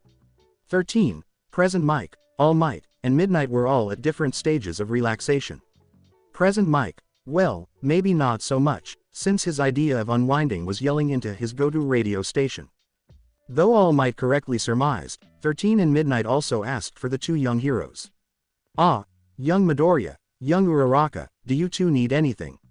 Knowing Aizawa-sensei, I assume you're here to start your internship early, right? 13 and Midnight noticed. Midnight asked, teasing us, genuinely curious about our relationship, so the school's power couple decided to take up our offer. Or is it a power quartet? Quintet? I never did get the chance to ask little Shiozaki about that. She was our class's aunt, or the older sister, depending on how long you wanted to live. I've stopped questioning it a while ago and decided to just go with the flow, I replied. I suppose this was the only appropriate response because Ochako grinned and gave me a back hug, earning Midnight more taunts before the slightly more responsible heroes thought it best to begin. Let's head over to training room Omega. I think it's about time that you two got some training in the woods. You never know when the job will take you out of the city after all. From there you will be training in combat with Midnight Sensei and in forest rescue operations with 13 Sensei for the next 12 hours, or 10 hours in young Midoriya's case before he heads off to train with Mirko for 5 more hours. After that you two will join me on patrol for the remaining 3 hours. Sound like a plan? All Might pulled out a small script with the training plan on it and called out the plan. His proficiency in this kind of work was evident from Ochako's physical attributes.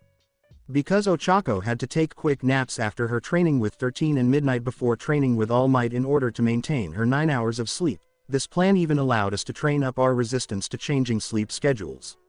I would have to get used to working 6 hours a day, which would be difficult at times but necessary, so I would just have to accept it.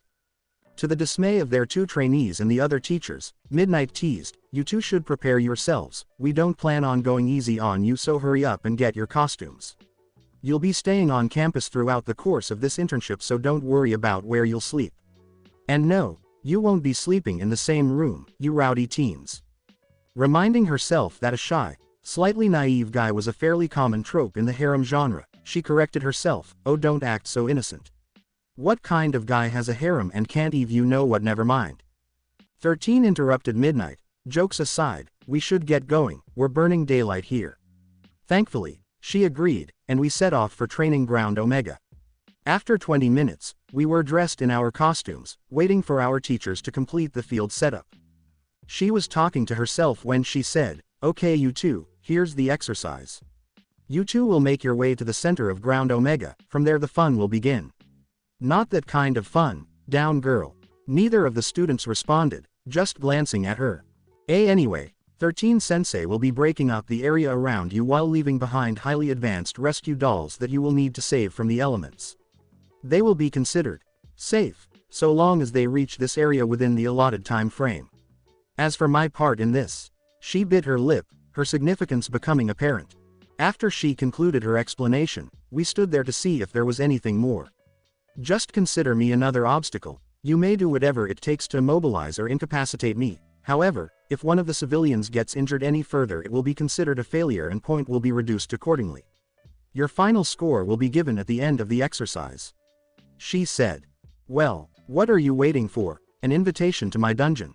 What's that?" Leaving the questions for later, we hurried into the forest together in the hopes of reaching the center before the trees began to fall on top of us. "The exercise starts now. Head into the forest or 13 Sensei will start early with you in the way. Natural disasters don't wait for heroes." It looked like a long week ahead of us. I didn't have to worry about being exhausted all the time. To be honest, after being without it for so long, I had forgotten how it felt. Never once more. "Oh Ochako-chan, are you okay? How far along are you?" I gasped, my stamina bar constantly emptying as I said, panting out. "Hell, I couldn't even run. Sure, it costs me absolutely nothing, but imagine trying to move fast while carrying roughly 20 weightless dummy robots, running on fumes, and being surrounded by a forest of trees that fall all the time. Not that much fun, I'd say. We've been working on this for the last 8 hours, and she warned me, oh I'm getting there HRK. I'll need a break soon, so prepare for those dummies to start weighing you down a bit. I've had to use caution during at least 30 of our encounters with Midnight. Even though she might have been more adept with the whip than I was, the disparity in our stature made it impossible to overlook that I could beat her in a fight. Having said that, I did take her whip so I could practice using it. To boot, she was a playful fighter, and I responded with a kind of okay. Incoming sex offender. Ochako called me Midnight, our nickname, just to make her angry. Of course, nobody works at 100% when they're furious. However, I believe that she is beginning to enjoy it at this point. Simple but effective, my opening move has so far had a 100% success rate. I got it. If you get tired, just release your quirk and hide the dummies somewhere until I send her away again. My battle cry, Mount Lady has the better ass. And Midnight's instantaneous, indignant rage echoed through the clearing. Midnight Sensei, you really need to get a thicker skin to withstand attacks like this. This was a pretty serious weakness, especially in light of how widely known her distaste for the giantess was. It wasn't like I really needed to enrage her to prevail in a brawl. However, since Ochako was our transport, her quirk would knock her unconscious if she approached him any closer, thus ending the test for her. This will make me the target of all of her attacks. Yes, I get away with a lot of shit, but I don't think the girls would be too kind if I fell for seduction that obvious. A pathetic wannabe harem king like you wouldn't know quality goods if they slapped you across the face. But hey, I'm a hard worker, let your teacher show you the difference up close. Sounds alluring. Furthermore, even for me, dating my own teacher would be a little strange. Let's try something different, I thought to myself as Midnight charged toward me, her nails cutting as sharp as a razor. My skin would become more exposed, but they wouldn't cause much harm. A gap that would increase the strength of her pheromones. Regarding which, level 5 pheromone resistance E. Yes, it was enjoyable to develop. That one knocked me out for a good few minutes, leaving Ochako by himself with Midnight and the dummies. A lot of progress was lost. Talking about a novel subject. Inferno Smash, I exclaimed, waving my right arm quickly enough to cause the air around it to catch fire as the friction and energy from OFA combined. The strong winds then fed this flame, causing it to grow into a tiny tornado that circled Midnight, killing her pheromones and cutting off her only means of escape. Fireball Smash. L. First Class. Well done. But that wasn't all after all. The goal of this assault was to move me closer to the actual finisher. This attack was much easier. I just used my thumb as an anchor and rapidly fired my index, middle, and ring fingers from both hands like a revolver. Colt Delaware Smash. It was a simple skill for a simple task, and it worked flawlessly. After a brief 2-minute break to catch our breath and reset our quirks and put out the slowly spreading fire, we ended up in a dead sprint, with me carrying Ochako and all of the dummies at once. Midnight's down. I give her 5 minutes tops before she regains consciousness. If we hurry we might be able to get all these dummies to the extraction point and get this nightmare over with. Fortunately for my legs, only one of those two actually weighed anything, so we were able to move quickly through the foliage that was constantly falling. We arrived at the ground Omega entrance in a matter of seconds thanks to my speed, though I obviously couldn't push myself too hard because I was carrying passengers. Remind yourself to use some magic tricks to deal with air resistance and friction in general. Awoken from his nap, All Might exclaimed, snore ga. Huh, oh, it's just you two, wow, you already collected all of them. At least her workday was over for the time being, until she had to patrol with All Might later. So these were the last ones. Thanks for that, sensei. We still had all of the northern sections to check, but now we know we finished an hour early. Ochako sighed with relief. The frightening part is that she most likely could. Nap time now. If anyone wakes me up a minute early I'm sending them to the moon. 13, not amused at how her test ended early, rang out in an irritated voice as she emerged from the forest, asking, Yagi-senpai, what was it we told you about opening your big mouth? Only in the bedroom. Said big mouth opened again, but a moment later, a suddenly awakened Midnight knocked him out hard. Disregard him, he's not knowledgeable about this. You have your internship with Recovery Girl in 10 minutes. You wouldn't want to be late for that, do you? Proceed, shoo, and with that, I was abruptly expelled from Training Ground Omega. Rude, they said, but they were correct to never cross your doctor, and Recovery Girl served as everyone's physician. For the time being, anyway. I discussed my plan of action with the infirmary before heading over there. I'll make sure to lighten her load soon enough. It was time to let her know about my ability to transfer quirks, but I had to use caution. Minutes later, in the infirmary, she slowly chopped off a single strand of her hair, saying, an awakened one for all. And with a quirk like yours. I can't even begin to imagine how this will end up, but whatever may happen it is guaranteed to cause chaos. Regardless, there really is no downside with giving you my quirk. The more healers we have the better. Oh dear, old lady hair. This isn't any easier the second time. Bottoms up, I guess. Still preferable, though, to All Might's excessively hydrated hair in some way. Okay, I should have your quirk any minute. No. Heal L maximum level obtained. There it is. We can't really test it out right now since nobody's injured. Bu, crash. Yagi Toshinori's fallen body crashed through a nearby wall. He was beaten and bruised, and his body had the definite midnight pheromones sent to it. All Might was awake and functional again after a brief kiss on the forearm. Anywhere else would have been awkward, confused but relieved that his successor had learned such a valuable new skill. I guess we have a test subject. Let's hope those wounds are just superficial. He hasn't done any hero work today, so his stamina should be fine. Indeed, I suppose that the degree of the quirk I take depends on the owner's own level. Honestly, this is both wonderful and slightly upsetting. It took me years to get my quirk to work that quickly, and now you get the full benefit of its power all at once. Excellent to know. Have you read all of those medical texts I've let you borrow? Normally I would ask this months from now, but with your supercharged brain I feel that exceptions are more common than the rule. In actuality, I already have. They were interesting, and they were rather large. Not to mention that reading them directly improved my medical magic since I now have a deeper understanding of the mechanics underlying what the magic is doing. Recovery Girl handed me a neat stack of additional medical books, anatomy books, and even a few chemistry books, all of which I was shocked she could carry on her own. Good, good, here, take these.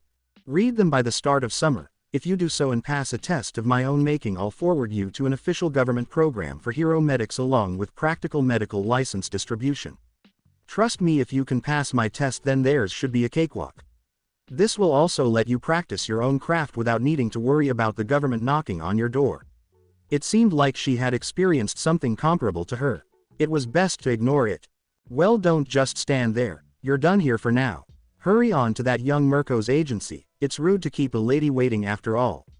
Even the tomboys like her. Was her voice filled with resentment? In any case, she was correct. There was no sense in keeping her waiting. It would be better to arrive early. Okay, thanks once more for the new quirk, sensei. See you later. I paused to consider what I had just said. Oh little green, you have no idea. My life has become so weird.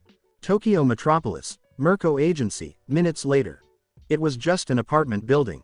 I guess this is it. I don't know what I was expecting, but this wasn't it. Which was limited to the penthouse suite in which she resided.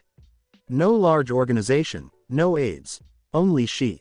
As I made my way to the top floor, I had just enough time to realize that I was going to meet a very attractive, aggressive, and well-known battle-happy pro hero. The solo hero Mirko. Makes it even weirder that she sent me a request. Well, no point wasting time. I'm going to get kicked in the face the moment this elevator door opens, aren't I? It seemed that I had a gift for prophecy, because as soon as the door opened, two rather large feet slammed into my face at roughly 100 kilometers per hour. Fortunately, I had some preparation, so I only lost a few dozen experience points and didn't really advance.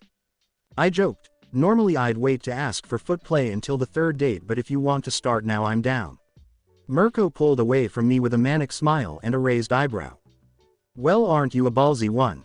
Not many guys have the guts to say that to me, then again not many guys could take one of my full-powered kicks without even flinching. Color me impressed, kid, she said, her grin never faltering. I blushed a little as I explained, thanks. And sorry for that comment. I've been fighting Midnight Sensei on and off for the last 8 hours, and innuendo fighting has kinda been the order of the day those times. It was dismissed by her, though. Even better. You're probably wondering why I went out of my way to intern you, but after this first meeting I could take a wild guess. Speaking of which, any guy that can keep up with that crazy old hag for that long is worth fighting with. I nodded. Yes, it surprised me. I saw you at the sports festival. Your power caught my interest, so this is how this is gonna go. You and I are going to fight. When I win, depending on your performance, I'll teach you some of my moves. And if by some miracle you win, well, we can do whatever you want for the rest of the week. Sound fair? It was actually true in this instance. For every other pupil, excluding Todoroki and possibly Kachan, it was an absurd request because no regular student could have defeated a pro, much less one with such influence and stature. But I wasn't your typical student. So, just in case, I had some magical shenanigans ready as we made our way upstairs. After all, I had to test these things somewhere. A few minutes later, the roof. I nodded, but I did have one request. Okay, remember the ground rules, kid. No huge punches like at the sports festival, and no leaving the roof. That counts as a ring out. I chose that name for a purpose, and now that my internship has formally begun, it only seemed fitting to be addressed by it. I'd prefer it if you called me by my hero name. Or just Izuku if you prefer. You'll earn that if you can actually land a hit. Ready, go, she exclaimed as she launched herself at my back using the wall behind me after bouncing off the floor. Naturally, given my dex, I was able to monitor this rather effortlessly. How should I react now? At approximately 15%, I charge full cowling and grab Mirko's foot a few centimeters away from my face. I then aim a punch at her torso, which she narrowly avoids while kicking me in the face. She then releases her hold on me and retreats a few steps. I give her a smile. Why do you insist on keeping such a distance from me? After all, whether it's from where you are now, I run at my current speed limit in her direction, taking care not to let the ensuing sonic boom cause too much damage. She kicked me in the balls as soon as she realized what had happened. Or at point blank range, either way I can reach you before you even ray. Minus 500 feet, damn, I suppose that's a quick C crit. After that one, I was kind of in shock. You were one tough son of a bitch. And stop quoting Aizen, it's both creepy and it just makes you sound like an ass, you don't have the voice to pull it off. She exclaimed, her grin growing wider as she realized that I could maintain a steady pace with her and that I was tough enough to withstand her blows. She stuck to small, rapid hits while keeping herself just far enough away from me to avoid being hit. I muttered, fair, as I carefully sidestepped her blows and brushed those that got too close. Even though they wouldn't do much harm, the pace at which they were approaching me would soon mount up. It's time to give that new trick a try. When I should have been in, and this quickly, I was still in playful battle mode, because Mirko's fighting style was entirely different from Midnight's. Taking a parchment paper out of my pockets, I direct some of my own prana into it, acting as a catalyst for the paper's magical circle. The enjoyable part started now. Reversed Therias, Ansus, Rado, and twice reversed Wonjo were among the runes found within the circle. 4 straightforward runes that, instead of having their normal effect, are reflected on their x-axis. They were also much simpler to quickly scribble out because I didn't need to add the extra 2 to 4 runes to power the thing because I was using my own prana to do this. The functions of each rune were likewise straightforward. Thuria stood for a truth and the capacity to recognize it, its reversal signified obstinacy and truth ignorance.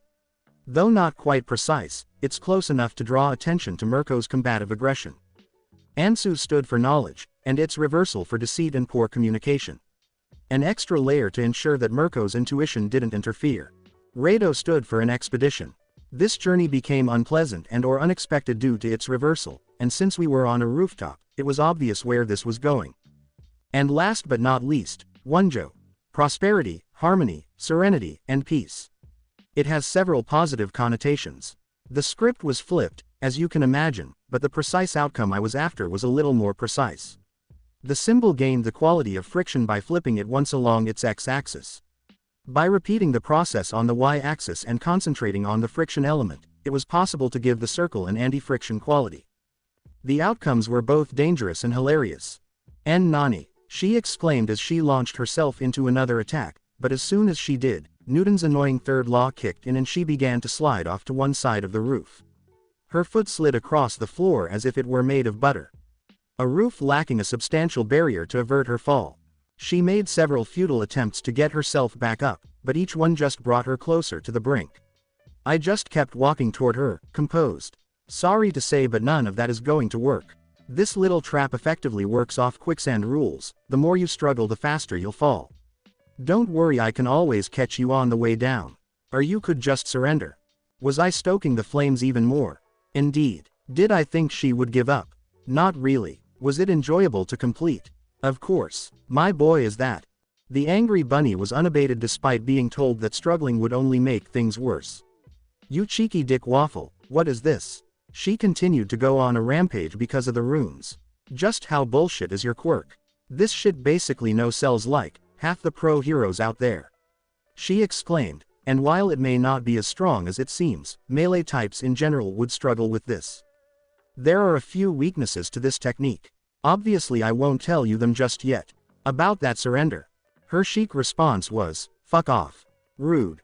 In a matter of seconds, the professional heroine discovered that she had fallen multiple stories. Naturally, I managed to catch her in time, but even so, she was a little alarmed. She might have survived, but nobody, save All Might, could possibly escape that unharmed. I checked to make sure nothing went wrong with the mundane fall or the earlier magic before asking, "Are you okay?" The last part was muttered by her, too close for me to miss. Yeah, I'm fine." And what the hell was that? It wasn't on your file, or maybe it was I skimmed through the damn thing. Size of a fucking dictionary. I went into full cowling before responding, kicking myself back up the building in true Kachan fashion. It was far more difficult than it appeared. As soon as I get to the roof, I rip up the parchment paper that was still on the ground and allow Mirko to stand alone. I was hoping for the shorter version, as the longer one delves into subjective theoretical topics related to ancient languages. Do you want the full explanation or the short version? Oh my god, the short version. I show her the ripped parchment paper with the runes still on it and say, essentially I can use magic based on runes, or at least this is the easiest way for me to manipulate the energy source in my body to act in certain ways. This one casts an effect on the surrounding area based on how much energy I put in. It removes all friction from a said area, manipulates a target's mind to be more reckless, said target being chosen ahead of time using specific runes. And it also manipulates probability to make tripping and falling more likely. You said you were gonna give me the short version. That was the shortened version. I prepared my best straight face. His file had grown to this size for a purpose. She ended the conversation, eager to fulfill her half of the bargain. Quote. Whatever, I don't care anymore. Dirty trick or not, you won our fight. What do you wanna do?